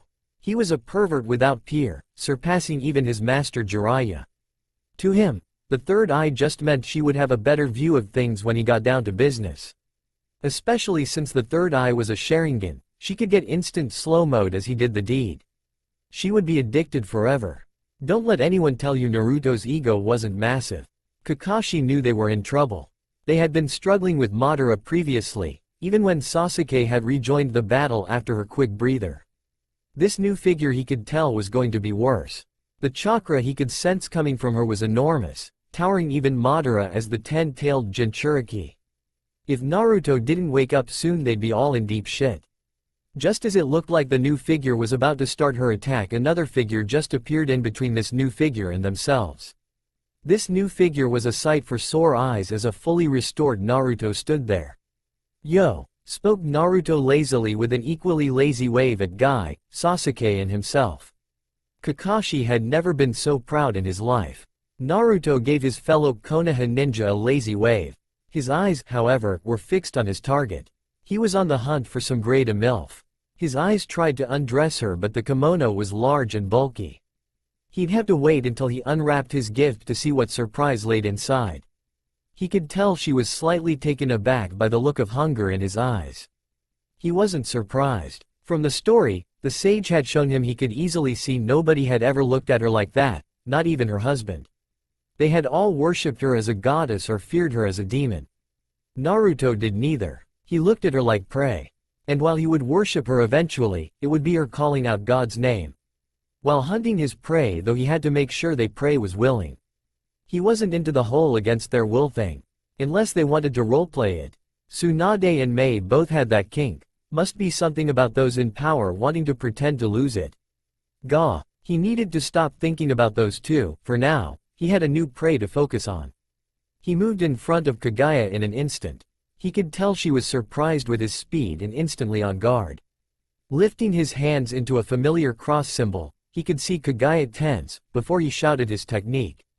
Reverse Harem no Jutsu. Naruto's own teammates just groaned and slapped their hands over their faces. Although if you looked closely, they both could be seen peeking through their fingers. Guy had an explosion of youth and crumpled to the ground with eyes wide in shock. Kakashi just figured Naruto had this handled, so summoned his Icha book from somewhere, all the while keeping a side eye on his student for when the white times came. He was so proud of his beloved cute student. Kaguya herself hadn't moved. She was stricken stiff with shock, and it only showed by the slight widening of her eyes. Then as moments passed her eyes started to slowly move around to the clones surrounded her. 10 clones had spawned around her with the technique, all of them naked copies of Naruto. They weren't identical copies though. While creating this technique his godfather had originally been against helping him with such a technique. And who could blame him? Staring at 10 naked guys is not most guys' idea of fun. Naruto had talked him into it when he countered with the genius of this technique. A powerful jutsu to break through even the most hardened shell of kunoichi. During its development, Jiraiya had suggested finding the most attractive men to use as a template for the technique. Naruto had stopped him right there. What was better than one Naruto picking up the ladies? 10 Naruto picking up the ladies. Jiraiya found he couldn't argue with that after some of the ladies his godson had picked up over the years. Naruto, however, wanted to increase the effectiveness even further. If he was going to use different mean to copy from then he had to come up with something else to increase its power. Thus Naruto had come up with the idea to theme the members of his reverse harem no jutsu. Some looked like they had just climbed out of the water and were running their hands through their hair to get it out of their faces with a slight flick of their head. Some seemed to have spawned with small one-handed weights, slowing using them in their designed matter, sweat dripping down their bodies. Some had been spawned somehow pre-oiled up and doing a series of stretches that seemed to designed to titillate more than actual loosen up the muscles. Kaguya's eyes had finally stopped moving and had firmly settled back on Naruto. This worried Naruto slightly as this technique had never failed him before. He could see both Sakura and Sasuke off to the side drooling. And Sasuke hadn't decided to be a girl that long ago. Just as a bead of sweat started to drip down his forehead with his powerful technique being foiled he spotted it. A trickle of blood was flowing from Kaguya's right nostril. As he watched the left nostril decided to join in with another trickle of blood. Slowly, feeling like it was in slow motion, her head blew back and a large fountain of blood burst from her nose. Yahtzee! He moved swiftly catching her before she could hit the ground, holding her face close to his as he stared into her eyes. I believe someone has been a bad girl? The flush that sprung on her face was so cute that he couldn't wait to get started. So he didn't. Finding himself a rock he sat on it while laying Kaguya across his lap. Rubbing his hand gently on her hindquarters he leaned down towards her ear. Bad girls get punished. He spoke while swatting the right cheek of her buttocks. The squeak she let loose was adorable. He followed it up quickly with a swat on her left cheek. If bad girls behave though then they might get a reward. Her nose started trickling blood again as she started to squirm in his lap. Some days it's good to be me. Naruto thought as he paddled the bum of the progenitor of chakra. Sasuke looked at the face of Black Zetsu who had shock written all over it. She couldn't blame him with all his boasting about his mother reviving and taking control of the world. He hadn't been around long enough to realize the craziness that was Uzumaki Naruto. She glanced to her side to see Sakura looking at her. Sasuke, Sakura spoke before stalling for a few moments. Is Naruto spanking the progenitor of chakra? The sage of six paths mother?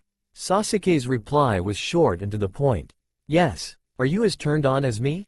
Sakura whispered back. Yes. Sasuke wanted to lie. She really did. But after being around Naruto for so long she figured there was really no point anymore. Plus deny it she may but with her panting break and flushed face, no one was going to believe her anyway. God damn you Naruto. Kakashi had never been so proud as he was right now and that was a big call. Even just counting the 4th Shinobi War there was talk among the troops that he had managed to have a threesome with the Mizukage Mei and the Raikage's assistant Mabui. Had brought his dead mother back to life along with her best friend, his teammate's mother at that, and had a threesome with both of them. Also, possibly had a Sakura, Shizune and Yugo foursome in the medical tent. He couldn't really confirm any of those but they had come along the rumor mill, and, well they sounded like something Jiraiya would write, which in turn was most likely something Naruto would do. He was 100% confident that at least one of these rumors were true. He still remembered the day Jiraiya had returned to the village with a young Naruto in tow and had asked Kakashi to take a genin team that included young Naruto. No offense meant Jiraiya, but I think me taking on a genin team under my wing is a terrible idea. I'd be a horrible role model for such young impressionable minds. Kakashi had told him. Jiraiya had stared at him intensely for a few moments before replying. It has to be you, Kakashi. No one else can handle the boy. Kakashi's face became serious. The Kyuubi. Jiraiya's face broke into a grin before he continued speaking. The fox isn't the problem. How should I put this? He seemed to ponder for a while before seeming to randomly change subjects. You love Icha, right? It was an almost rhetorical question as Kakashi nodded his head furiously. Do you remember a few years ago when things changed? The main character seemed to all of a sudden have an increase in his abilities, almost succeeding at such ridiculous challenges to complete his tasks. Kakashi did remember the change in the novels. Things had almost seemed a bit ridiculous and may have turned people off if the follow-up scenes hadn't been so much more intense and passionate. It was then a light bulb started to switch on in Kakashi's mind. His single eye widening before staring at Jiraiya in shock. Confirming his suspicions with a nod, Jiraiya continued speaking. Those stories, my dear Kakashi, are based on Naruto. If anything, they are toned down for the book. If Kakashi's eye could have widened any further, it would have. As you can see, Kakashi, it has to be you. Anyone else would want to crush this God-given gift Naruto possesses. Only you can nurture it till it blooms in full. As Kakashi's mind faded back into the present where he watched his now 17-year-old student paddle the rump of the progenitor of chakra, he could only respect the decision of Jiraiya. That talent they had both helped foster had become the power that saved the world.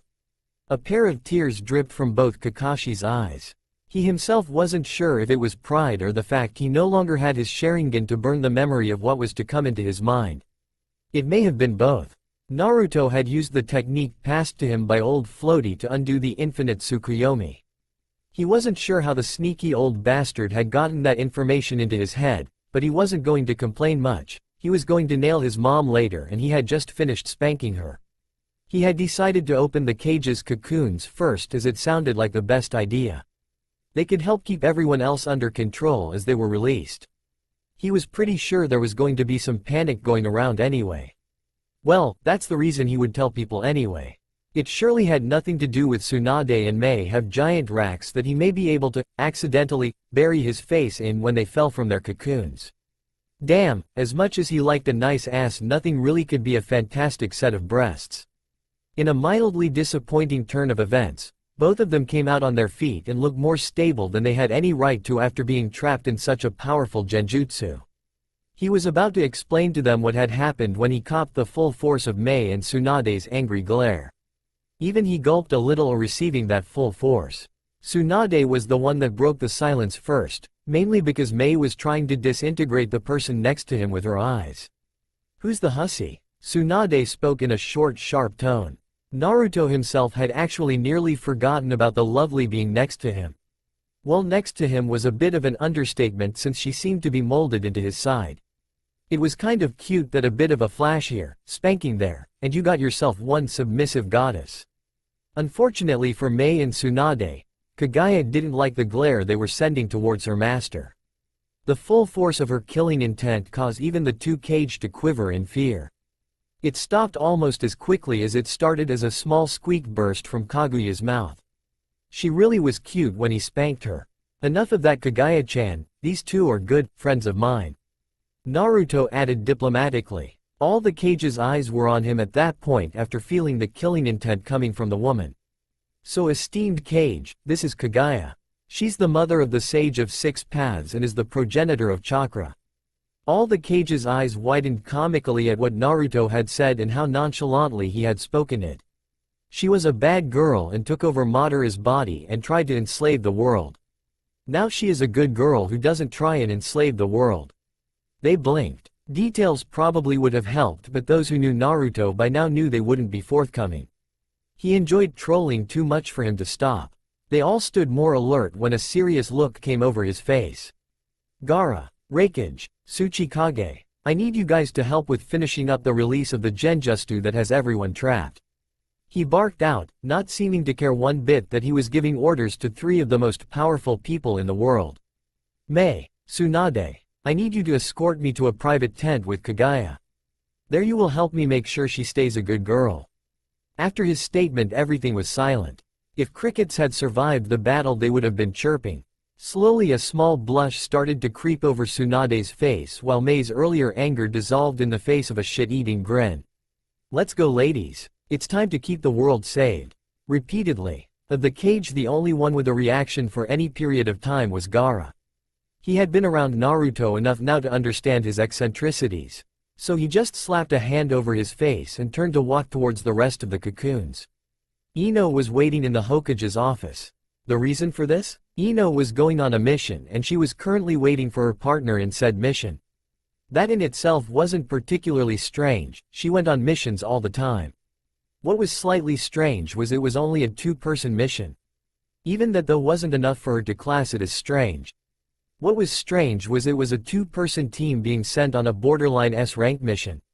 That in itself was super out of ordinary. A and S-ranked missions were normally taken by full squads due to their difficulty and the chance for loss of life.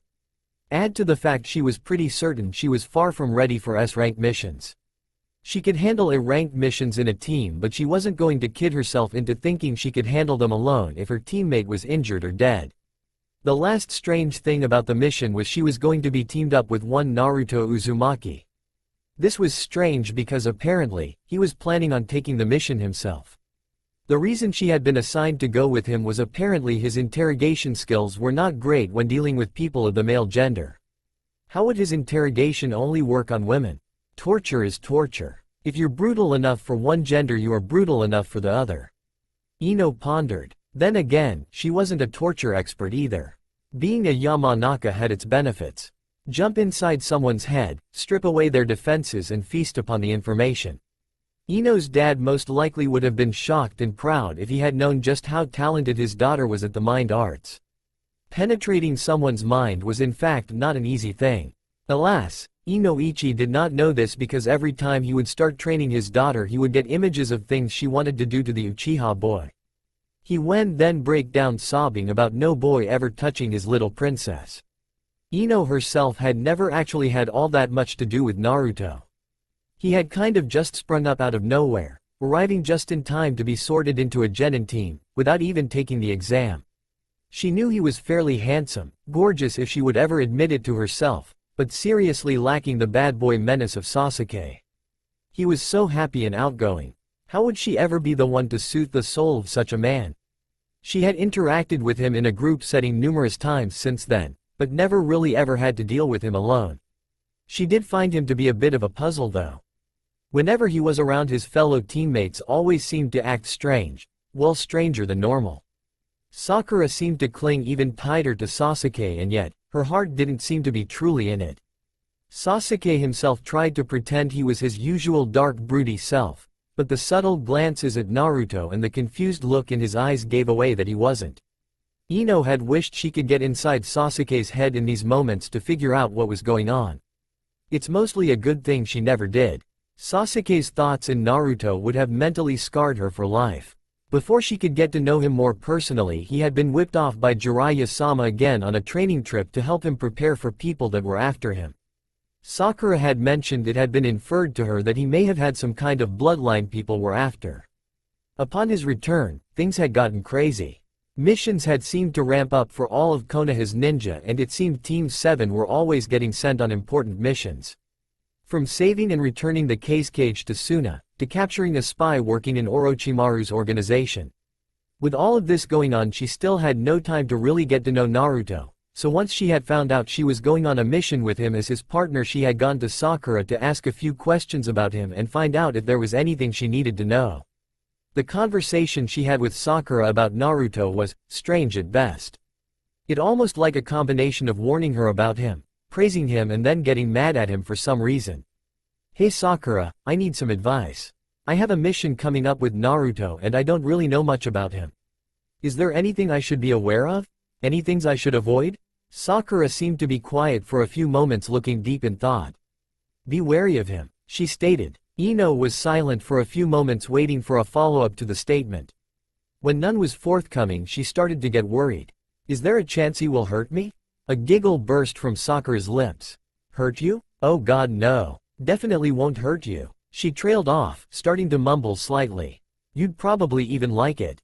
Ino had managed to make out what Sakura was saying mostly by reading her lips. What does she mean that I'll like it? She thought to herself. Hey, Sakura, what do you mean? She spoke loudly, jolting Sakura out of her own little world. Oh, don't worry about it. He's a great guy. Strong, handsome, dominating. Sakura trailed off as a bit of drool started to leak out the corner of her mouth. This shocked Ino. Sakura was still in love with Sasuke, right? Why was she drooling over this Naruto? Sakura, Ino yelled, once again breaking Sakura out of her dream world. When Sakura had snapped out of it, Ino continued. You're still in love with Sasuke, aren't you? This seemed to shock Sakura some before her eyes hardened. Of course I am, she stated vehemently. Who would fall in love with Naruto, that no good scoundrel? Even if he is. As Sakura started to ramble on, Ino had decided that she wasn't going to get much useful information out of her and had decided to leave her to her sudden and constant mood shifts between wistful sighing and full-blown fist-clenching anger. As she thought back on her conversation with Sakura, she came to the conclusion that Naruto was a playboy. Sakura was most likely in love with him, or at least at war with her own feelings for him and Sasuke, and lastly, Sakura was pretty damn crazy. The information she had gotten and put together though put her in a good mood. With the right nudges, she could have Sakura abandon Sasuke altogether and pursue Naruto, leaving him all to herself. With some subtle convincing by herself during this mission, she could get Naruto pursuing Sakura himself for the knockout blow. She wasn't all that worried about Naruto though. She had handled playboys before and they all ended up the same way. Wrapped around her finger, doing what she wanted, but not actually getting anywhere. What was one more playboy for her to deal with? Ino awoke from her sleep with a pleasant glow. The mission had gone perfectly. Naruto was hella strong and she had gotten the information they needed swiftly. They were now on their way back to Konoha and had just stayed at a local inn the night before the final leg home. She was about to get out of bed to start her morning when she felt something shift beside her. Wide-eyed Ino slowly looked to her side to see a widely grinning Naruto looking at her. Her mind shut down as she tried to think of something to say. What? Was the first word to tumble out her mouth. No, she said as she couldn't believe who was in bed with her at the moment. Looking over at Naruto again, she realized he had sat up and the sheet had fallen down, just covering his lap. His chest was bare and from what she could tell he was naked below the sheet. How the? She tried to get out but she was still in shock. No, this had never happened before. She was the one in control. Looking down at herself, she saw that the sheet had fallen down for her as well. She was also naked like Naruto, and with the sheet falling down was giving him a generous look at her assets. The look on his face seemed to tell her he was pleased with the view. What? She really couldn't believe it. There wasn't even any alcohol involved as they were still technically on the mission. He had somehow managed to talk her into sleeping with him. No, she still struggled to believe that she had been talked into it. She was the one normally wrapping people around her fingers. It's not that she hadn't enjoyed it, she had, immensely. She just struggled to believe he had talked her into it so easily. Her musings were interrupted by Naruto when he started speaking, giving her a little fright as she had been so lost in thought. So, this morning view is great. It's inspired a kind of raging inferno in my heart. The smugness in his voice both give away what he meant by the view. She had never actually covered her chest. Glancing at the sheet covering him, she could also tell what he meant by raging inferno. Sighing to herself, she realized she couldn't complain. Last night had been amazing and she wasn't going to let him take control of everything. She moved the sheet out of the way and straddled him before leaning in to whisper in his ear. Let's see if we can't take care of your fire problem. Shortly after the Fourth Great Ninja War, Sasuke's fangirl dilemma. Naruto watched Sasuke in amusement. Though maybe amusement didn't do it justice considering this was one of the funniest things he had ever seen. Sasuke was in her new form, that of the opposite gender, surrounded by 6 of her fangirls. Sasuke was looking uncomfortable, which in itself was different to his normal interaction with his fangirls. He normally had a look of disinterest on his face, so this new look amused Naruto greatly. He figured the reason was that once Sasuke announced that his female form wasn't a prank but a firm life choice, the fangirls would shred him to pieces. Or decide that was okay and still continue to pursue him. Still, Naruto decided to help her out. She was cute as a button in this form and shagged like a machine when you got her worked up. No need to let the fangirls tear her up. If only he had a way to confirm which of the fangirls would go the violent route and which would go the Y route. He could dig the Y route. Gathering everyone's attention to his presence with a loud cough, Naruto decided it would be best if he explained it to them. A hands-on demonstration would be best, for him anyway. Ladies, please. Sasuke was always a man of few words. She is now a lady of few words. Perhaps a more visual explanation is in order. Sasuke immediately shot him a confused look that was doused in quite a lot of distrust before she quietly hissed through her teeth at him. What are you talking about? What do you mean visual? A shit-eating grin appeared on his face as he leads Sasuke away while the fangirls followed. Why, my dear Sasuke, it's time for you to learn the joys of exhibitionism. As an added bonus, it might just get rid of some of your fangirls. If anything, Naruto's shit-eating grin got bigger as Sasuke's face paled. A few hours later, Naruto and Sasuke were leaving Naruto's apartment. They had a meeting about a future meeting they couldn't miss. Naruto's shit-eating grin had pretty much taken over his face, it had grown so large. Sasuke herself, surprisingly, looked pretty content with a slight blush covering her cheeks. The same could not be said for what was left inside Naruto's apartment. Naruto's bedroom was huge, he had wanted it that way. The bed in the middle was also massive, allowing many people to sleep on it. That wasn't the case at the moment. The people on the bed were unconscious, not sleeping. Sprawled across the bed naked and sweaty laid many a fangirl. Worn out beyond belief by the monster they had dealt with. Nothing bad had happened to them, of course. Quite the opposite, in fact. They had all watched Naruto's demonstration of how Sasuke was now a girl. Some had started drooling, some had fainted dead against the wall with a trickle of blood flowing from their noses. Some had even watched with such intensity some people could have sworn love hearts had formed in their eyes. By the time Naruto had started wrapping up with Sasuke for the first time, none of the girls could even remember Sasuke as a guy. And why would they? They didn't have to fight each other anymore. Naruto wouldn't make them choose. He would choose them all. And so did the fangirls become ensnared with Naruto, never to darken Sasuke's presence again. They vaguely could hear their new target's voice floating on the wind. Man, Sasuke, I can't believe you were turning that down all these years. No wonder you're a chick now. God damn you, Naruto. Before the Fourth Great Ninja War, the saddest day of Naruto's life. Tears fell from Naruto's eyes, snot flowed from his nose freely. Giant sobs made their way out of his throat. He couldn't help it though. This was one of the saddest days of his life. Something he had worked so hard for had to be taken from him.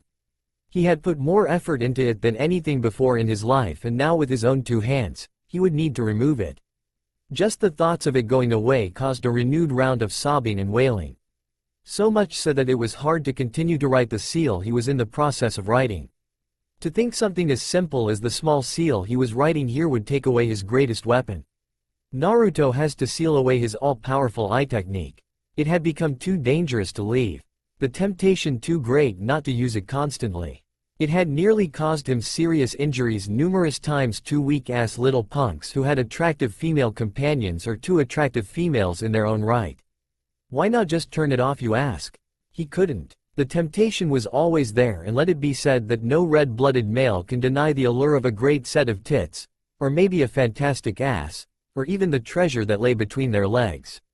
If this had been the only reason, however, he could have lived with it. What were a few wounds when he had the Kurama to heal him up?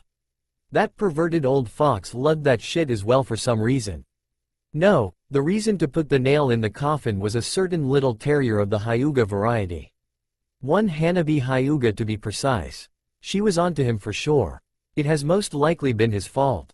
Well, not most likely, it was for certain it had been his fault. The problem was he wasn't looking at her, she was still a few football seasons away from being ripe, it was because he was looking at her sister. This normally would have been no problem. He looked at lots of women with sisters, but a few points had come together to conspire against him. The first being that he stared at Hinata whenever she was around, a lot. What could he say? She had a magnificent set of breasts. Large, firm and perky. There weren't too many comparable sets around for him to check out. The second being that from what he could gather, Hinata was a closet pervert. She hid it well, but to his well-trained eye could always spot of a lady who was into some cool and weird shit. It wasn't actually that subtle if you actually pictured her as a UAL being, to which most people didn't. The first clue was she was always looking at his crotch with her Byakugan on and blushing. If that wasn't a dead giveaway, he didn't know what was.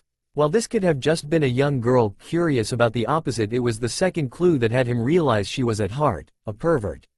Not of the Jiraiya himself quality, but a quite closet type with a kink or two.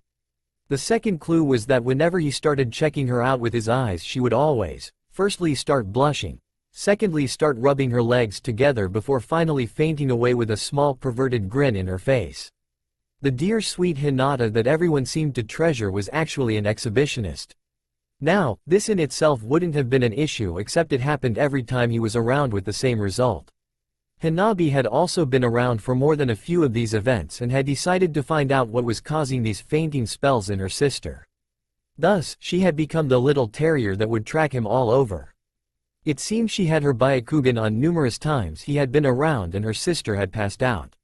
She had noticed the chakra flow to his eyes every time the event had occurred. Now she was on to him, following him everywhere and preventing him from activating his eyes. But the draw of the eyes' power was too strong, he would be able to hold on without activating them. The Hanabi would finally put it all together in her head and he would be exposed. His reputation in tatters, and would make it that much harder to succeed in his life goals. To nail all the hot females in the world. Thus, as his hand finished writing and he applied the new seals to his eyes, he curled up in a fetal position on the floor, letting out heartbreaking sobs that would forever haunt whoever had heard them. Hanabi had decided to follow Naruto around. Her sister was always fainting around him for some reason. She guessed she liked him or something. He was actually really cute. So Hanabi had come to the conclusion she would follow him around and study his habits. This would help her in the chase in the future. Her assets would never be as large as his sister's, so she needed the extra help if she wanted to get him to look at her. She was never really sure why her father would push her sister or her towards him, muttering something about Uzumaki chakra with the Byakugan. Babies of doom. The plan will be complete. But at least he was pushing her towards someone cute who seemed fun. And thus, Naruto sealed away his greatest treasure, never to be seen in the world again, all on a paranoid thought. Naruto was amused. Highly amused even. He was, however, trying not to show his amusement to the two people in front of him. Both Sasuke, in her female glory, and Sakura stood in front of him looking like naughty children who thought they were about to get into trouble. They weren't, of course. Naruto found the reason for why they thought that way too amusing, but he wasn't going to let them know that. It was way too fun not to drag this out and make it as embarrassing as possible. Some people might call that mean. That's just how Naruto rolled though. So, Naruto started struggling to keep his face straight. Sakura is pregnant? Both Sasuke and Sakura nodded their heads, trying to look anywhere but Naruto. I thought you had decided to live as a woman from now on, Sasuke? The straight face Naruto gave them was struggling to hide the cackling inside. Sasuke's face seemed to firm slightly, looking directly at Naruto, before speaking. I need to continue my clan, so I need children. The firm face seemed to slip away from her, replaced but a large blush on her face. And you don't seem too keen to actually give me a child. Her foot started to draw circles on the ground as she looked down and away from him. Even though you enjoy the fun part of it with me. Sakura's face went through a myriad of emotions. Shock was the first one when Sasuke had admitted she had just mainly used Sakura to give her a child. This one didn't last long, as Sakura had long ago realized Sasuke's feelings on Naruto. Acceptance came next when she realized her own feelings had shifted away from Sasuke long ago as well. Not that she was in love with Naruto or anything, she 100% wasn't in love with that playboy. She would admit to herself that he was really good in bed though. She finally settled on amusement though, watching Sasuke act like a naughty schoolgirl. Wait, that could be really hot. Her and Sasuke in schoolgirl uniforms being punished by their sensei, and she needed to stop that line of thought right there. Is it getting hot in here? Naruto's face, however, was a blank mask. This didn't mean, however, he was feeling nothing at all. Actually, Naruto was feeling one emotion very strongly at the moment, which he was desperately trying to control. Lust. God damn that cute look. I'll throw her down and put a baby in her right now. Right in front of Sakura. Hell, I'll throw her down as well and give her a twin. Managing to get himself under control, he stopped himself from throwing the two ladies onto the floor and banging the shit out of them. That would come later, once he was done getting his amusement from the situation. "Did you ever ask me if I would give you a child?" he said, looking down on Sasuke. "You've only ever said you wanted to restore your clan." Sasuke opened her mouth to reply before shutting it abruptly. He was right, she hadn't. Or did you really want to just try it as a man once? Sasuke's blush was only matched by Naruto's teasing grin. The look on her face made it obvious she had at least thought about it at times. He turned to Sakura, the teasing grin never leaving his face. "How is it for you?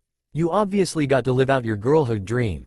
Sakura stopped to think for a few moments before replying. She bit her lip in worry that she may offend Sasuke. Somehow Naruto's encouraging grin convinced her. She still wondered how the hell he did that. Short and generally unsatisfying. Sasuke looked like someone had shot his puppy. Naruto almost stopped the teasing there out of pity, and yet the amusement he was getting was much too great to stop. "Now Sasuke, no need to get upset. You were a virgin as a male and you also had to compete with me. And trust me, no one competes with me in that area. Just ask me." Let it not be said that Naruto's ego when it came to his lovemaking prowess was small. "Besides Sasuke, how was it for you in the end? How was your first experience as a man?" Sasuke looked away from Naruto's grinning face, mumbling something so softly no one could hear. "Speak up Sasuke, no one can hear you." Naruto prodded only to get more mumbling. "You're in a safe space Sasuke, just let it all out. I said it is way better when I do it as a girl with you." Sasuke realized what she had said during her outburst and hung her head in shame. It seemed even after all these years Naruto could get anything out of her with a little prodding. At least hanging her head in shame stopped her from seeing Naruto's shit-eating victorious grin. "See, now that wasn't so bad was it?" Wrapping his arm around Sasuke's shoulders he gently started leading her towards the bedroom. Looking over his shoulder at Sakura, who had seemed to accept this was going to happen, he beckoned her to follow before turning to talk to Sasuke once more. "So, let's get on with putting a baby in you, shall we?" Naruto basked in the victory of Sasuke's blushing face and cutely nodding head. He'd never knocked a chick up to an audience before. "I guess even I still have firsts to go." 14 years later, Naruto sat in a comfortable chair. On his lap was a 13-year-old Sarada looking up at him lovingly. She did love her uncle Naruto. Sarada wiggled a bit in his lap to get a little more comfortable for her to continue looking up at him. God damn it. She still needs a few more football seasons but, damn, if she still moves her hips like that in a few years it won't be Uncle Naruto she will be calling me anymore, it will be, oh god. Shaking himself out of his perverted old man stupor, he had some standards, he wasn't Jiraiya, he looked down at Sarada to finish his story. "And that Sarada is how your two mommies came to give you life. And then how your mother and I gave life to your half-sister." All of a sudden Naruto's face went pale as he heard two angry voices coming from somewhere in the house. "God damn it Naruto, what are you telling our daughter?" came the dual shouts. Naruto looked down at Sarada before giving her a kiss on the forehead. "Sorry sweetie, Uncle Naruto has gotta make trails before your moms kill me. I'll see you soon." She hadn't even seen or felt him get out from under her but somehow, she was sitting on the couch watching her Uncle Naruto throw her a wave as he leapt from the window. "Uncle Naruto is so dreamy." She sighed as two raging women burst into the room. "God damn you Naruto." It almost felt like Sasuke's catchphrase these days. Sometime after the 4th Great Ninja War, an awkward dinner. Dinner was awkward. It was really awkward. Naruto, if he was honest, wasn't even sure why he was invited to dinner by Hiashi. That made it even more awkward. Did Hiashi know that his eldest daughter was a closet pervert who loved exhibitionism and using her Byakugan to spy on people getting it on? Not that there was anything wrong with that. It was actually kind of amazing how everyone thought she was this shy wallflower but deep inside she was a raging pervert, almost more so than Jiraiya. She seemed to watch him doing the deed more than anyone. He didn't mind at all. If anything, it got his motor running even more imagining shy little Hinata huddled somewhere secret doing the nasty to herself while she watched him work his magic. A good image. He had also helped her live out some of her exhibitionist fantasies she seemed to carry around. The time they had done it on Hiashi's bed while he worked in his office next door was both super exciting and super terrifying at the same time. Damn had she been worked up that time. He's never heard such foul language from such a sweet girl. There was also the time she had come upon her and her team on the way back from a mission. It had been her turn to keep watch while her two teammates slept. He had come upon at this time while she was naked and doing the deed to herself right in the middle of their camp. Being the gentleman that he was, he had offered her a hand. She had accepted and they had tried hard not to wake her teammates. They had woken Akamaru though, and when Hinata had noticed him out of the tent watching them, she had gone off like a bomb. Good times. Or maybe Hiashi knew that he had run amok through most of the branch house ladies. He couldn't help himself. The true Hyuga bloodline limit was much more impressive than the Byakugan. Hinata had inherited it strongly, the bloodline limit flowing strongly within her, culminating in an impressive chest matched by very few. It also seemed Hanabi had bloomed into it as well. While not as impressive as her sister, she certainly had it flowing strongly in her blood. Speaking of Hanabi, maybe Hiashi had found out his plans for her. He had discovered a while back that she had actually not been stalking him for the use of his precious eye technique, but because she had become interested in what her sister saw in him. It seemed after following him for a while she had developed her own crush on him. That reminded him he should consider unsealing his eyes at some point. In any case, now that Hanabi was old enough, it was time for Naruto to enact his plan. It was a simple plan, but he was a simple man, most of the time. Bang Hinata somewhere Hanabi could see to get her worked up, seduce Hanabi, rock her world, sister x sister threesome. It really was almost perfect. Not so much if Hiashi had found out though. Pissed off fathers were right up there on the list of things he preferred not to deal with. He had before and he would really prefer not to again.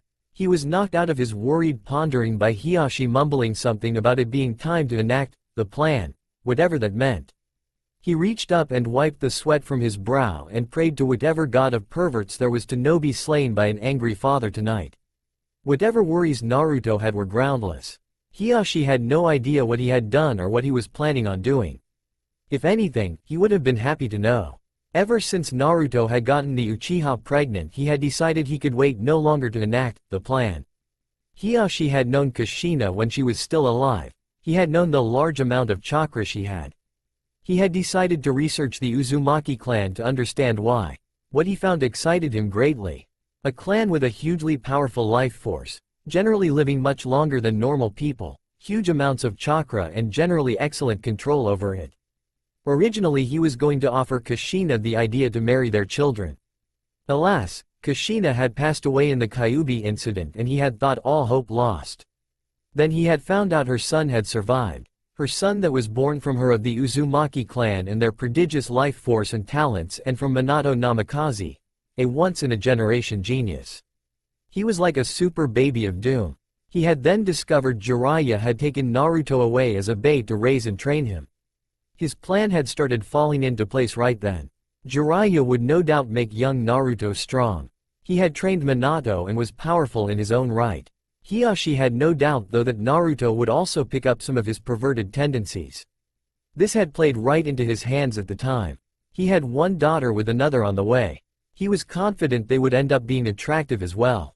The Hyuga clan's females were almost always beautiful. And if their mother was any indication, of which Hiashi himself was proud of, in Jiraiya's own words to him, hooking that fine piece of ass, then they would turn out to be exceptionally beautiful as well. A combination of beautiful daughters and a perverted young Naruto should be the combination he needs to create super babies of doom. Uzumaki's life force, Namikaze's brilliance, Hyuga's Byakugan and chakra control. Super babies of doom indeed. Coming back to the present, Hiashi realized the only thing that competes with the children from Naruto and his daughters would be the children from Naruto and Sasuke, also super babies of doom, with the Byakugan replaced by the Sharingan. While not part of his plan, it would also afford Konoha more protection than even when the Uchiha clan itself was alive. If the rumors he had heard about the Uzumaki boy were true, he would be providing an army of children someday, hopefully. A mini-army worth of Hyuga and Uchiha powered included in that. At that point, what other country or ninja village would want to attack Konoha to meet an army of Uzumaki-powered ninjas possessing the Byakugan and Sharingan? He'd like to think no one at all. And if they did think it, then it was probably best if they were wiped from the gene pool anyway to stop their stupidity from spreading.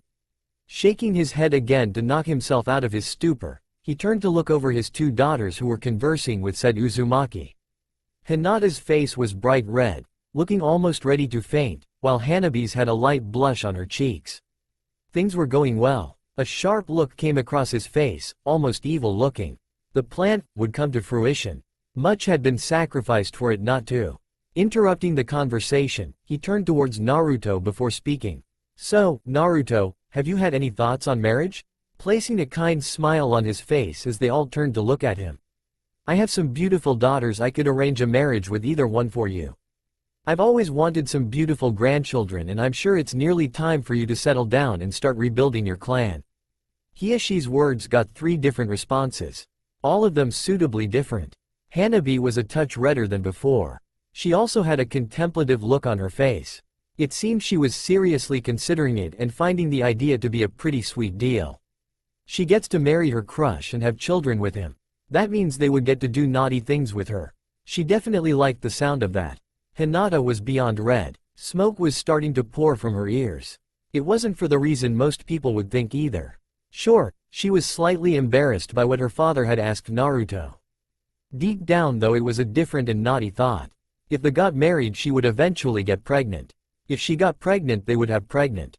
She could then take the pregnant outside and in a risky location where somebody might see her heavily pregnant body getting railed by Naruto. The steam from Hinata's ears intensified and blood started trickling from her nose. Her head hit the table shortly after as she passed out with a hugely perverted smile on her face. Naruto's reaction, however, was completely different from both of the girls.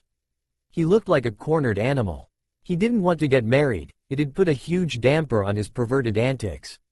He couldn't do his whole traveling the world as a sage to help right many wrongs while tapping some mighty strange he found or visiting some of his previous partners to give them a top-up of the Naruto time they went crazy for. Like Neo from the Matrix, he had already dodged one marriage, to that of one Mizukage Mei. He had made up some bullshit excuse about him being unable to find other partners to bring to their bed because the wedding ring would scare them off or some such nonsense. He couldn't really remember what had spewed out of his mouth. All he remembers is it ended up in bed with Mei, Miru and Suiren. Apparently, Mei had known them or something, and using his trusty stash of Zetsu clones he had resurrected them for Mei and his fun times. What a fantastic idea keeping a stock of those things had turned out being. He had also promised Mei that he would give her a child when she was ready to pass on the mantle Mizukage. She said it would at least give her someone to love in between the times he visited.